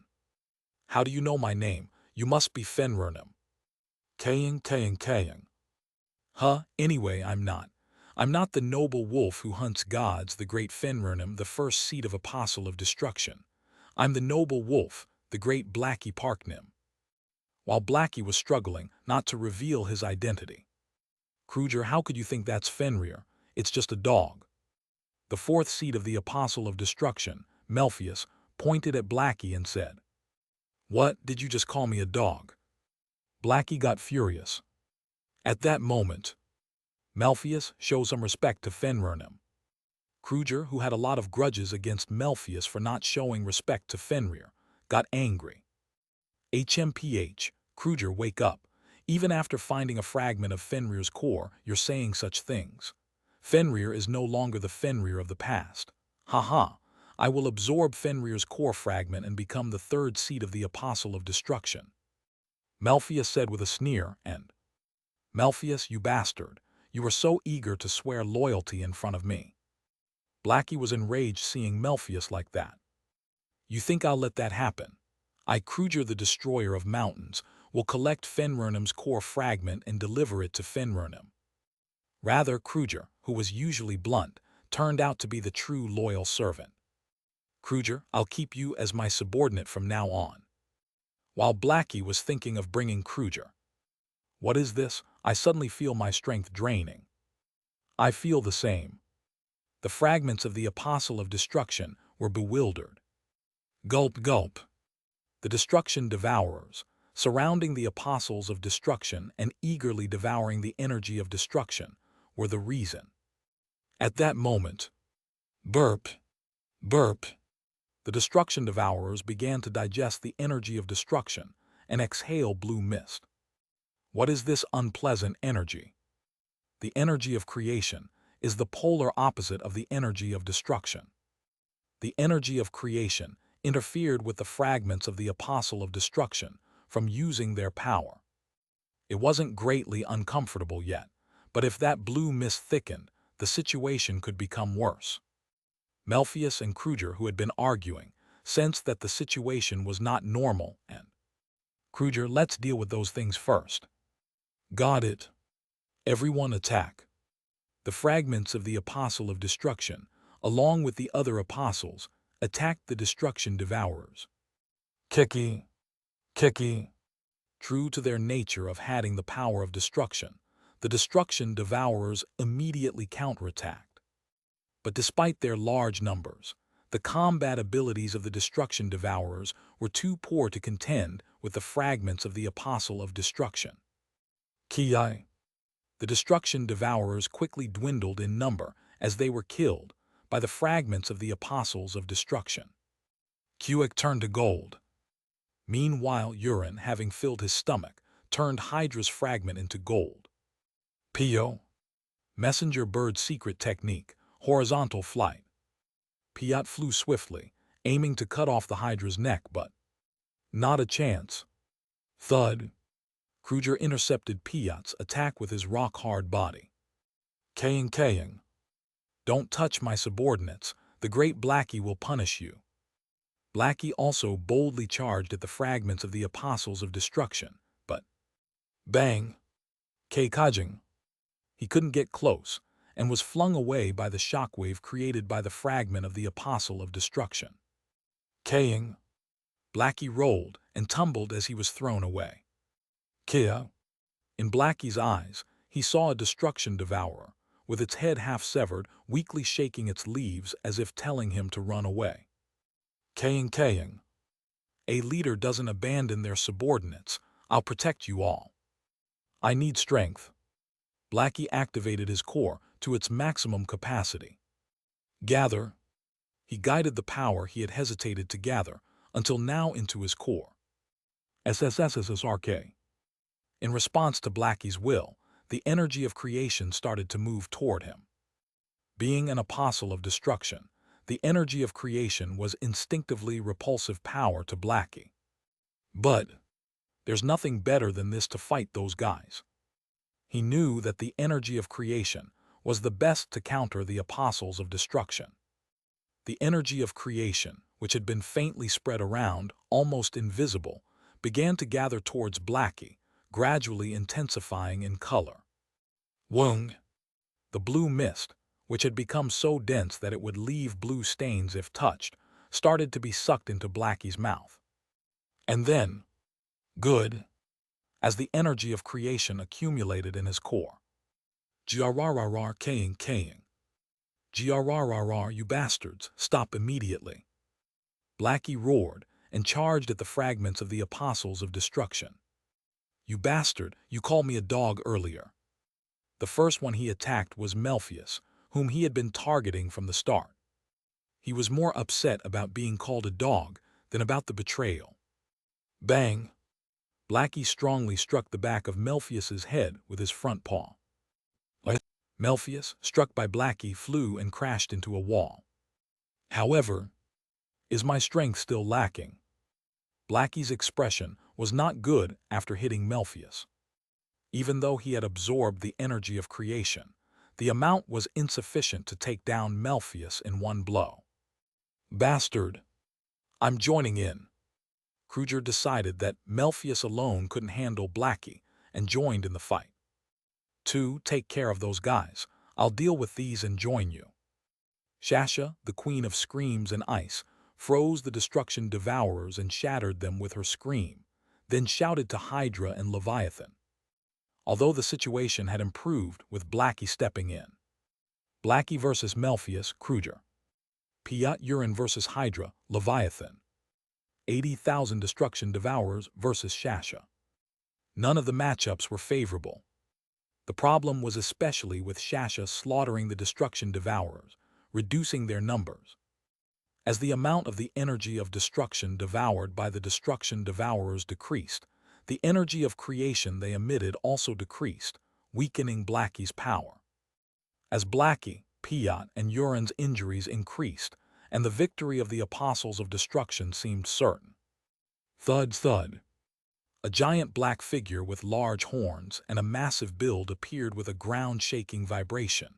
It was the Minotaur King, who had followed Blackie. Kivihit. Kiki. Moo. That guy belongs to Sejun Nims. The Minotaur King, seeing the destruction devourers and Blackie descending the tower. If you go alone, it will be dangerous. Worried about Blackie, he hurriedly called his subordinates to guard the waypoint and followed after Blackie. Although he could have sent his subordinates, he wanted to get some fresh air after a long time and hoped to use the new technique he had developed through special training with Kyungi if given the chance. And then, enemies. Seeing the opportunity to use his new technique, the Minotaur King quickly grabbed 5 fragments of the Apostles of Destruction and gathered them in his palm.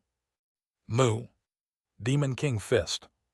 Without hesitation, he thrust his fist towards the fragments of the Apostles of Destruction. Quaying. A powerful destructive force erupted, and the fragments of the Apostles of Destruction in his palm vanished without a trace, while the surroundings remained intact. He had blocked the shockwave from escaping his palm. I can teach this to Kyungi now. The Minotaur King shook his tingling palm with a satisfied smile. At that moment, on the 99th floor of the Black Tower. Where did Blackie go? Sejun, having returned to the farm after handing over the staff of suppressing gravity to Yona, realized that Blackie had disappeared. Chapter 438. All right, I'll do it for my butler. Earth. A Korean TV program dealing with strange happenings. There's such a thing in the world. But who would win in a fight between a cat and a bear? If you asked such a foolish question, everyone would laugh. Obviously, the bear would win. But after watching this video, you'll change your mind. Today, unlike usual, the program covered content from somewhere other than Korea. Along with the host's words, the screen showed huge cat and bear footprints found in China and the United States.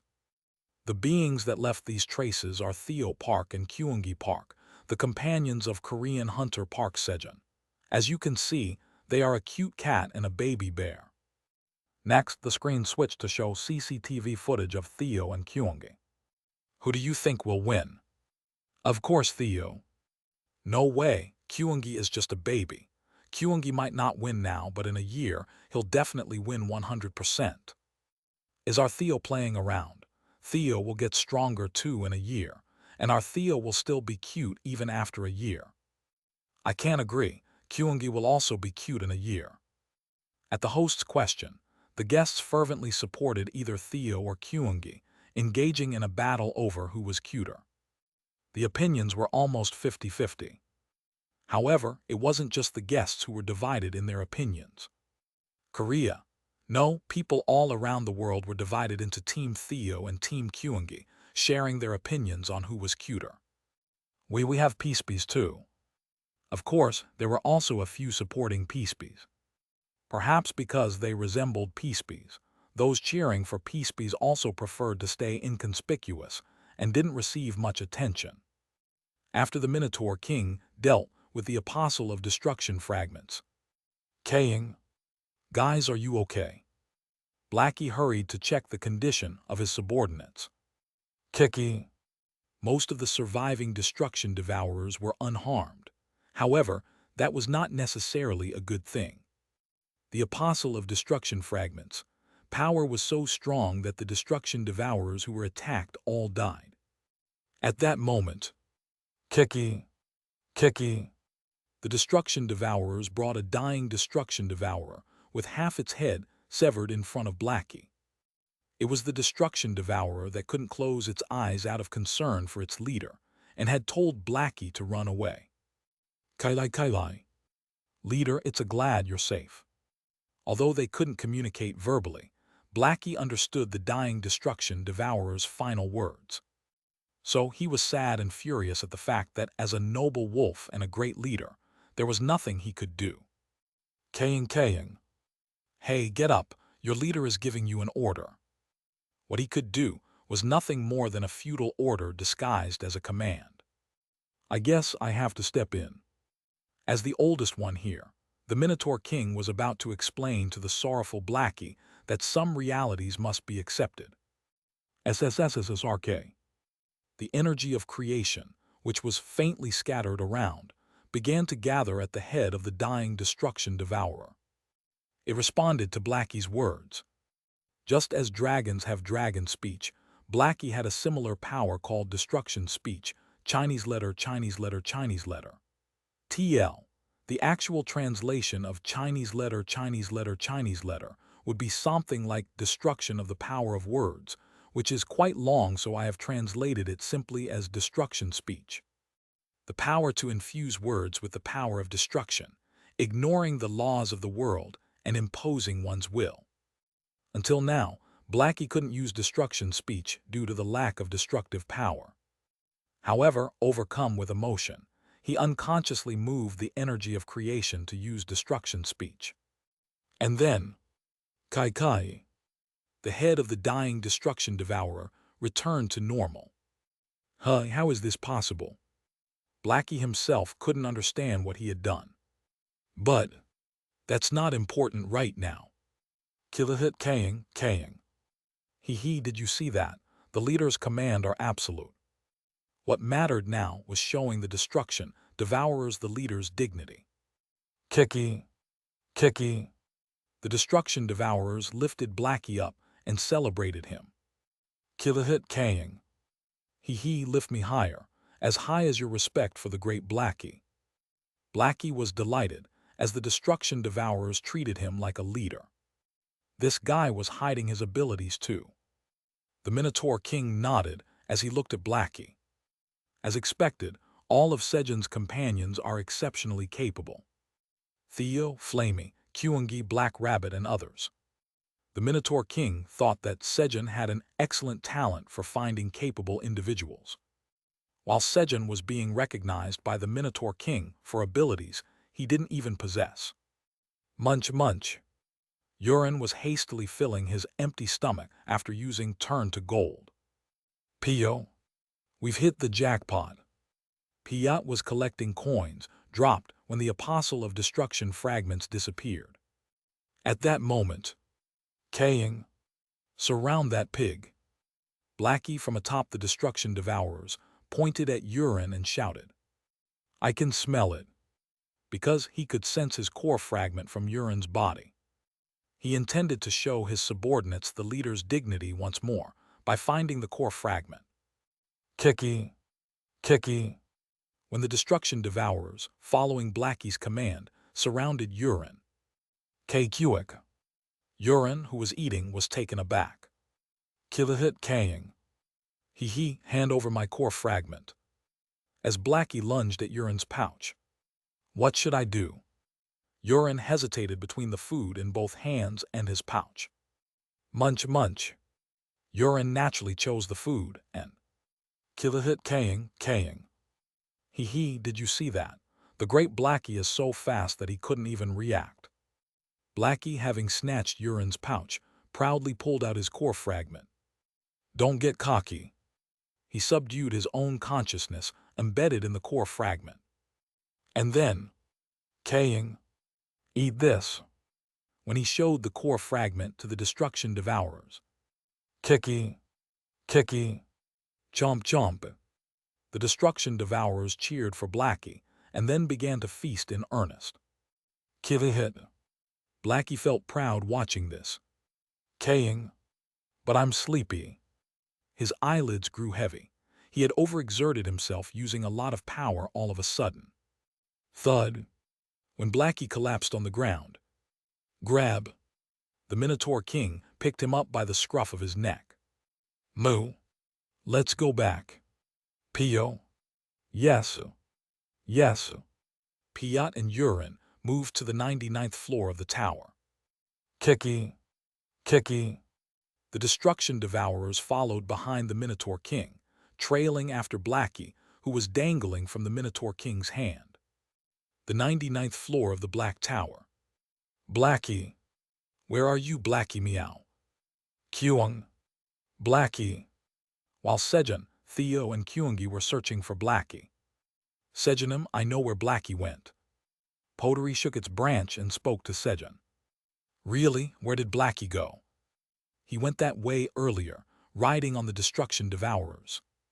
Pottery pointed in the direction Blackie had gone with its branch. Oh, that direction is. It was the direction of the merchant passage that go down the tower.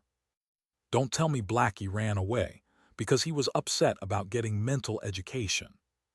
A rebellious Blackie. This won't do. No matter what, running away is not okay. Guys, let's go catch Blackie. Got it, meow. Kyung. Understood. Sejun and his companions, who had just returned to the farm, set out again to bring back the runaway Blackie. At that moment, thud thud. Kaying. Let go of me. Moo. No. Blackie, held by the scruff of his neck by the Minotaur King, could be seen struggling to break free from the Minotaur King's grip. Oh, Blackie. When Sejun called out to Blackie. Kaying. Oh, butler, I missed you. Blackie barked happily when he saw Sejun. However, Kaying. Contrary to the warm welcome Blackie had expected, he found himself surrounded by Theo and Kyungi. Blackie, you still haven't come to your senses, meow. Follow us, meow. Kyung. Follow us, you need more disciplining. Blackie was in danger of being taken back for more mental education by Theo and Kyungi. Kaying. I've become stronger now. I won't receive mental education, don't stop me. As Blackie tried to slip between the two by drawing on the power of creation. Pew hut, what are you doing, meow? Grab. Kaying. He was easily caught by Theo. With such a small amount of energy of creation, Blackie couldn't overcome Theo and Kyungi. Kaying. Help Blackie. In the end, Blackie was dragged away to receive mental education again, and he learned firsthand that strong resistance is met with strong punishment. While Blackie was receiving mental education. Chomp chomp. The destruction devourers diligently absorbed the energy of destruction from the Fenrir's core fragment that Blackie had dropped for their leader's sake. Burp. Burp. They emitted the energy of creation, but K-kick. Blackie's screams did not stop. Kia. The destruction devourers realized that it was difficult to save their leader with their own strength. Leader, we will quickly increase our numbers. Tui tui tui. They spat seeds in front of Sejun. 3 days later, you have planted a destruction devourer seed in magic-infused soil. Crack. As the seed Sejun planted rapidly grew, and a destruction devourer emerged. Kaying. Subordinate, come over here. There's plenty to eat here. Blackie called out while showing the core fragment with both his front paws. Kiki. The destruction devourer moved towards Blackie at his call. And then, you have successfully increased the number of destruction devourers to 1 million. Quest completed. Received 100 drops of growth elixir as a quest completion reward. As a quest completion reward, destruction devourers are designated as calamity guardians. A message indicating the completion of the quest appeared before Sejun, who had tirelessly planted destruction devourer seeds for 3 days. Heh, great. Sejun laughed as he looked at the glass bottle in his hand, containing 100 drops of growth elixir. And then, but what is a calamity guardian? He looked at the destruction devourers, who were cheering for being designated as calamity guardians. There didn't seem to be much of a difference. At that moment, appointing Blackie Park, who has control over the destruction devourers, as the third apostle of creation. Kaying. How dare you? Blackie was furious as he saw the message in front of him. I'm the great Blackie who was once the first seed of the apostle of destruction. How can I be the third? He wasn't pleased with being the third. I don't want to. Just as he was about to refuse to become the apostle of creation. You have acquired the title, the noble wolf protecting Black Tower's Tower Farmer Park Sejun. A message appeared following it. The noble wolf protecting Black Tower's Tower Farmer Park Sejun. That sounds tempting. Kaying. All right, I'll do it for my butler. Thus, without anyone realizing, Blackie become the third apostle of creation, and Blackie, I'm going ahead first. Gulp. You have consumed the growth elixir. You have gained 1 million experience points.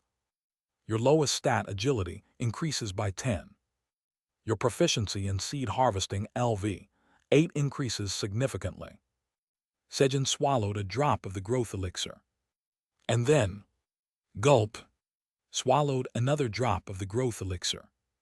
Sejun's current level was 99. Upon reaching level 100, Sejun could no longer gain experience points due to the job quest, so he carefully drank the elixir drop by drop.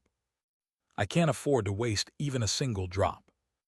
After Sejun swallowed 5 drops of the growth elixir, you have consumed 10 drops of growth elixir. All stats increased by 100.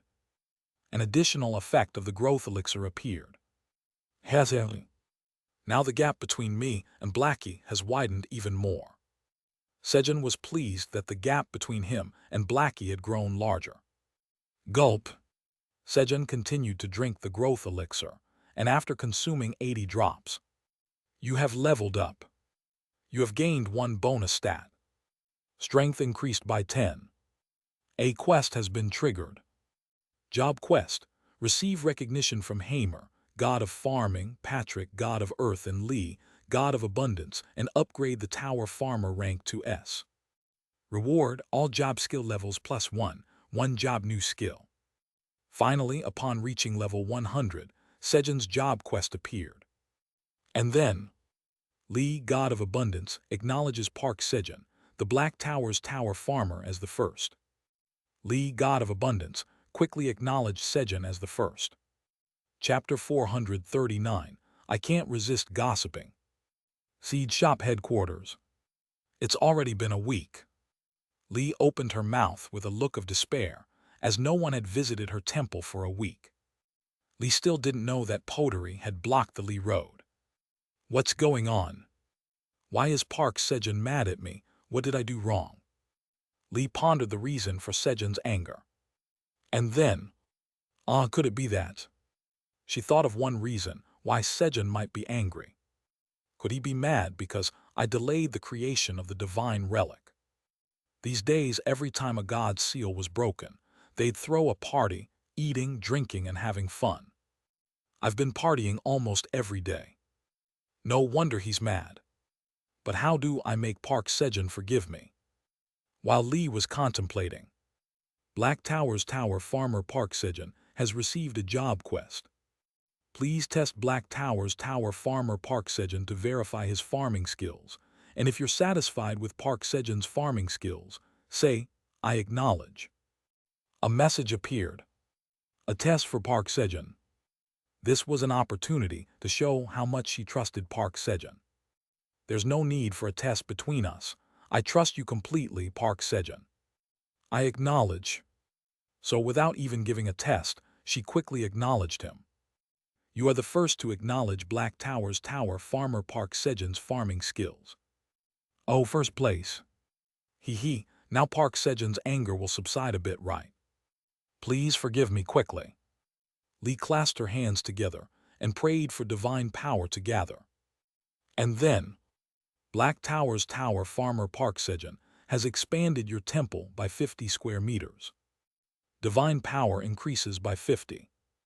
Third apostle of creation, Blackie Park, passed through your temple. Divine power increases by 10.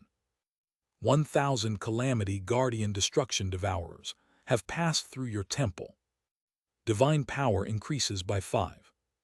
Along with the message that Sejun had expanded the temple, Blackie and the calamity guardian destruction devourers passed by, increasing Lee's divine power. Park Sejun, Park Sejun. Park Sejun, you generous man, I knew I could trust you. Lee chanted Sejun's name, who had quickly forgiven her. Third apostle of creation, Blackie Park. There is a third one, then who is the second? She belatedly noticed Blackie's name and was puzzled. The only apostle of creation the gods knew was Emilia Ibens. That's not the important thing right now. She had to prevent Park Sejun from getting angry again. Lee hurried to create the divine relic. Black Tower, 99th floor. First one should be rewarded. Sejun decided to expand the Lee Road as a reward for Lee, who had acknowledged him first. So he went to where Lee Road was. Land moving. Using the skill with Myler's hoe, he expanded Lee Road by 33 square meters. And then, Lee Road. Lee, god of abundance, who will make our pockets abundant with the harvest elixir. She was a good god. Acknowledged first for the level 100 job quest. He inscribed another line in the achievement. While Sejun was expanding Lee Road. Kilahit Kaying. Hehe, guys, follow me. Kiki. Blackie, with the Calamity Guardian Destruction Devourers, was playing around Sejun. He had been subdued for a while due to mental education, but after becoming an apostle of creation, Blackie had become arrogant again. Especially after acquiring the title, the noble wolf protecting Black Tower's tower farmer Park Sejun. I'll protect my butler. He felt a sense of duty to protect Sejun even more. So Blackie led his subordinates and circled around Sejun. Blackie and the Calamity Guardians naturally stepped on Lee Road, increasing Lee's divine power. And then, I absolutely must not get caught. Pottery, which had been blocking Lee Road, hurriedly pulled back its roots to avoid being discovered by Sejun. Having vented some of its anger, it felt it would be in trouble if Flamey found out it had been blocking Lee Road. It would face severe scolding, along with having to consume a massive amount of nutrients. Done. Sejun finished expanding Lee Road. But how do I get recognition from Hamer, the god of farming? He suddenly wondered. Patrick, the god of the earth, was sealed on the 35th floor of the Golden Tower, so he could get his acknowledgement in exchange for unsealing him. But there was no information at all about Hamer, the god of farming. Well, I'm sure he'll show up eventually. Sejun put aside issues he couldn't solve immediately and, guys, let's eat. Headed to the kitchen to prepare dinner. What should we eat today? Sejun pondered over today's dinner menu as he looked around the void storage. We've been eating delivery food continuously these days. Today we'll eat light. As Sejun passed by the section of delivery food and entered deeper, he saw fresh beef, pork, and chicken. Then, should we have samgyeopsal lightly today? Samgyeopsal would be lighter than ajiopsal. It should be. After picking up the samgyeopsal, Sejun grabbed some lettuce and perilla leaves that weren't in the farm and came out of the void storage. Sizzle. As Sejun grilled the samgyeopsal. Chairman Park, are you grilling my grilled fish too, meow? Theo, who had been sleeping while clinging to Sejun's leg, woke up and asked. Yeah, of course, can't you see it's grilling here? Sejun showed the skewered fish being grilled golden brown beside the grill, where the samgyeopsal was being cooked. Pew Hugh Hud. Theo watched the grilled fish with a satisfied expression when. Kyung. It smells delicious. Kilahit Kaying. Haha, butler, please give me food. Kyungi and Blackie came in. Blackie, still somewhat affected by the mental education, hastily asked in a respectful way, watching his older brothers. A little while later. All right, let's eat. When Sejun placed the grilled samgyeopsal on a plate and put it in the center of the table. Kyungi will wrap sam for Dad. Kyungi, who had eaten samgyeopsal once before, boldly started wrapping sam. On a piece of lettuce, he placed 2 perilla leaves, 5 pieces of samgyeopsal, 3 garlic cloves, 5 slices of Xinjiang chili pepper, and 3 spoonfuls of white rice. Kyungi, isn't that a bit too big? Sejun said in a worried voice. But, Kyung, it's okay, it tastes best this way. Kyungi added a handful of shredded green onions, half a spoonful of gochujang, topped it with 5 more pieces of samgyeopsal, and wrapped it with lettuce and perilla leaves, going his own way with the sam wrap. And then, Kyung, all done. He presented the gigantic sam to Sejun. Wow, it looks delicious, thank you, Kyungi. This isn't sam, it's more like a rice ball. Unable to say what he was really thinking, Sejun accepted the sam. Kyung, Dad, you have to eat it in one bite. Unable to ignore Kyungi's expectant gaze, Sejun stuffed the gigantic sam into his mouth. Crunch, crunch. It was difficult to fit in his mouth, but it tasted good. Thumbs up. When Sejun gave Kyungi a thumbs up. Kyung. Hehe, now it's Kyungi's turn. Kyungi, satisfied, made his own sam with 3 times the content he had put in Sejun's. Of course, it was also 3 times larger too. Kyung. After giving a spirited shout, Kyungi put the sam into his mouth. Even while eating, he showed his fighter spirit, befitting the winner of the food fighter competition. Kilahit Kaying. Hehe, the great Blackie can't lose. I'll eat in one bite too. I used to eat well too. Feeling competitive at Kyungi's sight, Blackie put a whole piece of samgyeopsal into his mouth, lifting his head. He planned to swallow it all at once. But, the samgyeopsal, too large for Blackie's throat, got stuck, blocking his airway. Keg. Hey, why are you trying to swallow that whole? Seeing Blackie struggling, Sejun quickly assessed the situation and performed the Heimlich maneuver by pressing on Blackie's belly. Kayak. With a strange sound, Blackie coughed up the piece of samgyeopsal stuck in his throat. Blackie is banned from meat for a week. Kaying. No. As Blackie despaired over being unable to eat meat. I'll give you some dried sweet potato instead. When Sejun took out the dried sweet potato. Kilahit Kaying. Haha, great, give them to me quickly. Blackie instantly recovered from his despair and wagged his tail vigorously. In the head wizard's room of the Black Wizard Tower. Kaiwat, I like it very much. Yona smiled contentedly as she looked at the staff of suppressing gravity she held in her hand. Recently, the atmosphere in the Black Wizard Tower was at its best. Thanks to this, the 10 vice-chairmen who took tests every day were very happy. In the past, they would have been dragged away and subjected to gravity torture until they fainted. Kaiwat, I explained this yesterday. Look at this and try solving it again. Yes. These days, Iona gave several hints and chances until they solved the problems. While the 10 vice-chairmen were taking their tests, what might Sejun Nim need? Iona pondered about a gift for Sejun. Although Theo also contributed to making the staff, Iona was only thinking about a gift for Sejun. There was a reason for this. Even if she gave a gift to Theo, he would give it to Sejun anyway. Moreover, Kaiwat. To capture Theo Nim's heart, I must first capture Sejun Nim's heart.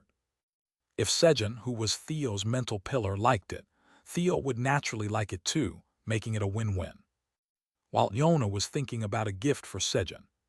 Scribble, scribble. She heard the sound of something being written enthusiastically next to her. Kaiwat. When Iona turned her head, she saw Blackster, who had already passed the test, drawing a blueprint. Blackster, what is that? Oh, these are the magic equipment designs Sejun Nim requested from me last time. A few days ago, while Sejun was waiting to give Iona the staff, he told Blackster the options he wanted for his magic equipment. Kaiwat, really? Magic equipment that Sejun wants. Kaiwat, there is no better gift than this. Hearing Blackster's words, Iona examined the blueprint closely. Iona carefully scrutinized the blueprint. Impressive. As expected of Blackster, with his high understanding of magic, the equipment designs were highly efficient. However, Kaiwat, what does this Jjangsejen mean? There were some unfamiliar words on the blueprint. It's short for super strong gauntlets. Then what about Jjangsebu?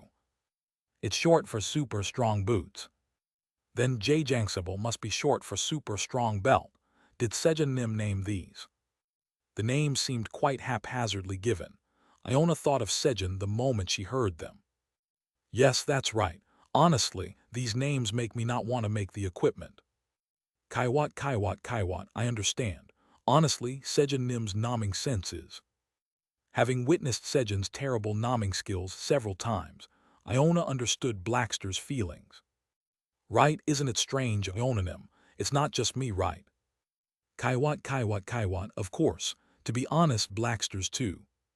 Sniff, I'm so glad you understand. As Iona and Blackster were badmouthing about Sejun's nomming skills, I can't resist gossiping. But didn't that yellow cat who came a few days ago seem a bit slow?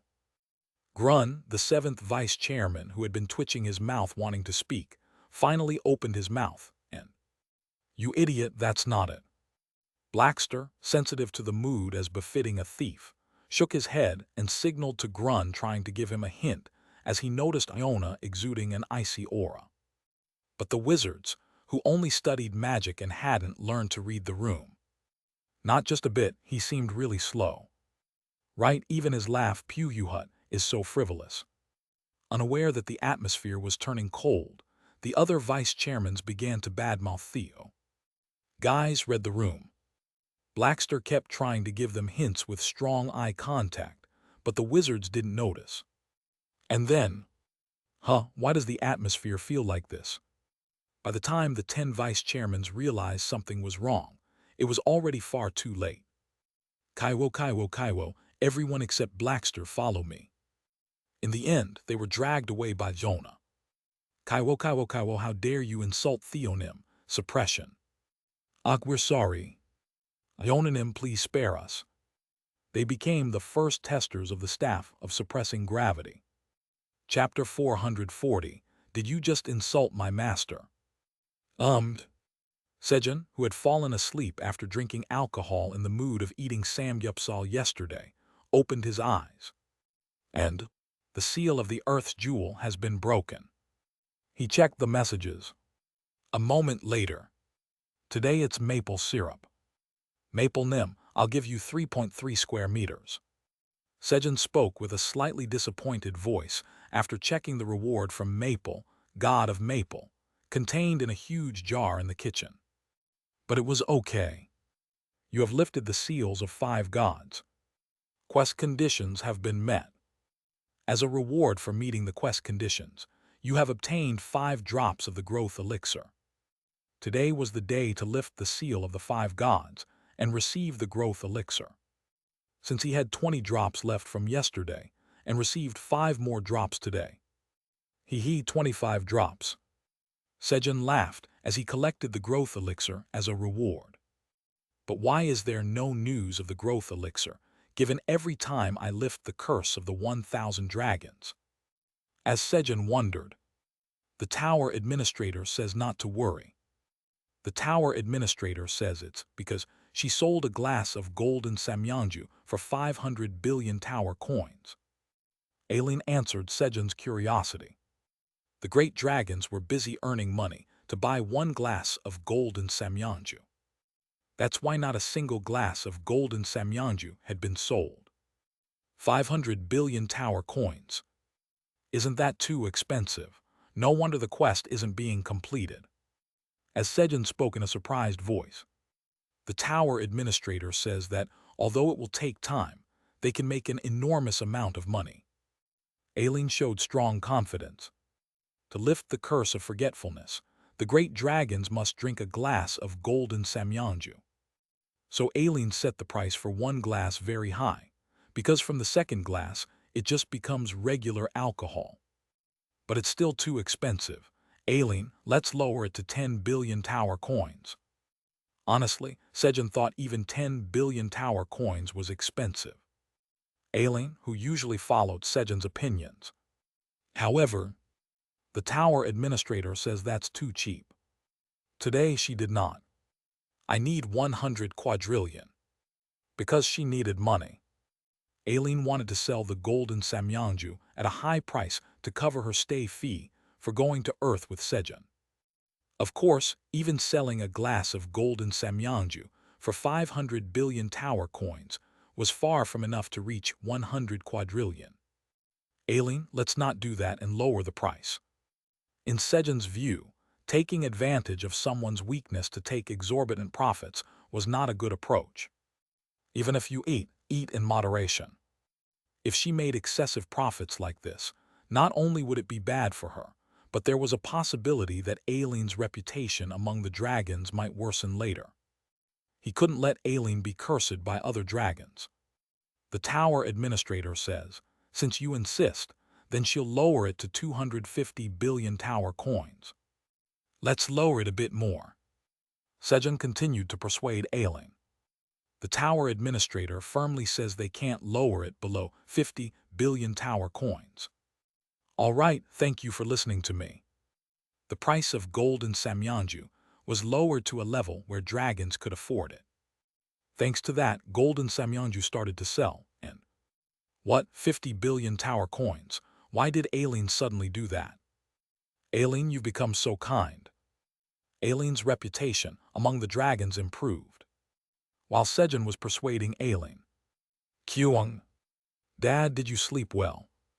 Kyungi came to Sejun to greet him in the morning. Kyung, and Kyungi is hungry. It's already this late. Aileen, is there anything you want to eat? Aileen felt quite upset about lowering the price, so Sejun asked to cheer her up. The tower administrator says they want to eat the 10-layer pancakes you make. All right, I'll make them super delicious. Sejun shouted confidently.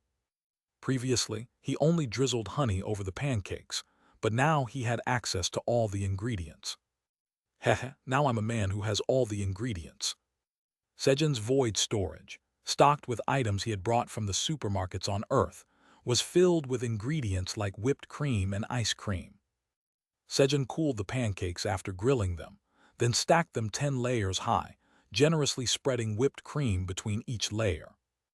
On the topmost layer, he placed a scoop of vanilla ice cream and decorated the surroundings with blueberries and strawberries. Thus, 5 10-layer pancakes were completed. 1 each for Aileen and Ajax, 1 for Sejun and Blackie, and the remaining 2 for Kyungi. Aileen, enjoy your meal. Sejun sent the pancakes to Aileen first. The tower administrator says the pancakes look so beautiful that it's almost a shame to eat them. Heh, just eat them. I'll make more for you next time. The tower administrator nods and says okay in a happy voice. Sejun, after delivering the pancakes to Aileen. Ajax, enjoy your meal too. This time he sent pancakes to Ajax. The White Tower's slave joyfully exclaims that Sejun Hyung sent him pancakes, raising his hands in triumph. Now let's eat. Kyung. I'll eat it deliciously. Sejun started eating after sending the pancakes to Ajax. Puhu Hut. As expected, the grilled fish made with Chairman Park's care is delicious, meow. Of course, Theo was eating the grilled fish Sejun had prepared for him today as well. Kuehe Kyung. Hehe, it melts when eaten with milk. Kilahit Kaying. Hee, it's delicious. Kyungi and Blackie ate the pancakes with milk, and slurp. Ah, this is good. Sejun ate the pancakes with coffee he had brewed himself. After a while, Kyungi will clean until they make a squeaky clean sound. While Kyungi was doing the dishes. Meow, Chairman Park, the cart has returned, meow. Theo, with his ears perked up, looked in one direction and shouted, and rumble. A black hole appeared in the direction Theo was looking, and the automatic cart wandering between the Black Tower and Golden Tower after selling out its goods returned. The return time is getting later and later. Initially it took 2 days, then 3 days, and now it took 4 days. It's not because there's no demand since there aren't many items yet to be sold. It seemed like there was another reason. While Sejun was lost in thought. Clunk. Starting settlement. The cart's door opened and the settlement began. As expected, sales weren't high this time either. However, 5 Thunder Spirit Stones, 200 lightning-struck woods, 3,000 lightning stones. What mattered were the purchased items. Upgrading the storage compartment significantly increased the amount of purchased goods. And order form from Helic Village. 1 order form. Is it cherry tomatoes again this time? Sejun checked the order form. Order form from Helic Village. Orderer Koi, Chief of Helic Village. Ordered items, 10 million magical cherry tomatoes. P.S. We will pay with the land deed of the 35th floor of the Golden Tower. Our village and 1,000 surrounding villages are starving. Please send us the cherry tomatoes.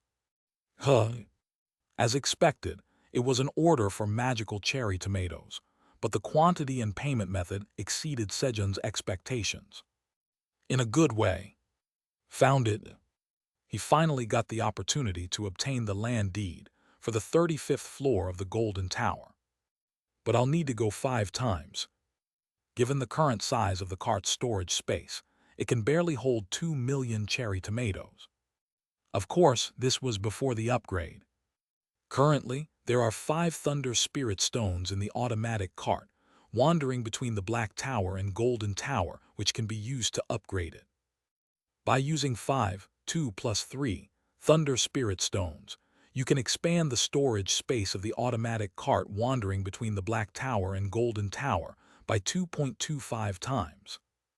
Do you want to upgrade the automatic cart wandering between the Black Tower and Golden Tower using the Thunder Spirit Stones twice? The number of Thunderstones needed for each upgrade increases by 1. Yes. As the storage space gets bigger, more items from the Golden Tower can be purchased, so it was a no-brainer. With Sejun's answer, the storage space of the cart was expanded by 2.25 times. Vice Chairman Theo, only fill the cart with cherry tomatoes this time. Got it, meow. Sejun instructed Theo, and then went to harvest the cherry tomatoes. Since magical cherry tomatoes were a steadily selling item on Earth and the Green Tower, there wasn't a large stock.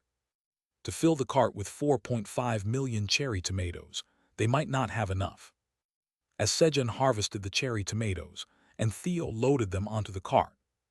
Kilahit Kaying. Hee guys, move them. Kicky. For the first time, Blackie helped on the farm, lining up the destruction devourers in 2 rows to hand the cherry tomatoes harvested by Sejun to Theo. And then, Kyung. I'll go gather herbs and receive special training from teacher Minotaur King. Kyungi, who had finished washing the dishes, headed towards the herb field. First floor of the 10th tower. Park Sejun, you scoundrel, why aren't you coming? Stella was frustrated as she waited for Sejun today as well. She wanted to send him all kinds of curses via a voice message orb, but she had no materials left to make another voice message orb. There were no stones here, only soft soil. Park Sejun, you rotten percentandet. As she vented her anger at Sejun alone. Crack. A small 5 cm brown root poked out from the soil and looked around. Did someone just insult my master? It was Flamey, who had finally arrived at the 10th tower after absorbing the thick red mist surrounding the area. Did you just insult my master? Flamey demanded, looking at Stella, who had cursed Sejun. What, you? How dare you call the great silver dragon Stella Hisran, you? Whoosh. As the enraged Stella gathered her energy, a massive wind blew, shaking Flamey's root in response to her fury. However, quickly take back the insult to my master. Flamey, who had deeply planted her roots into the earth of the tower, didn't budge. No way, why should the great silver dragon like me do that? He kept me waiting for so long, of course, he deserves some insults. As Stella drew more energy, a dragon wind was created. If you don't take it back, I won't let this go. Rumble. Flamey didn't back down and raised her massive roots that had been buried in the ground. There was no one here. There was no chance of being caught by Sejun, and no one would be harmed by her using her power. What will you do if you don't let it go? Wind, tear it apart. As Stella commanded the wind with her dragon words, it started grinding Flamey's root like a shredder. However, HMPH, that won't do anything to me, so take back the insult to my master.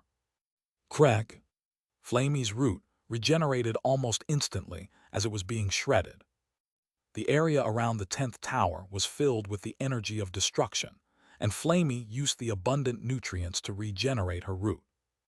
Don't get cocky, wind, engulf and crush. Stella drew more energy and attacked Flamey again. This time, the wind transformed into the shape of a giant dragon and swallowed Flamey's roots, turning them into dust. However, quickly take back what you said about my master. Rumble. With Flamey's shout, hundreds of massive roots surged from the ground, surrounding Stella. Eek, no way. What is this thing? Roar. As the cornered Stella panicked and fired a silver breath towards the roots. Take it back. Crack. Flamey blocked the breath with her roots and started pressuring Stella. And then, a fight. The administrator of the 10th tower watched their fight with great interest.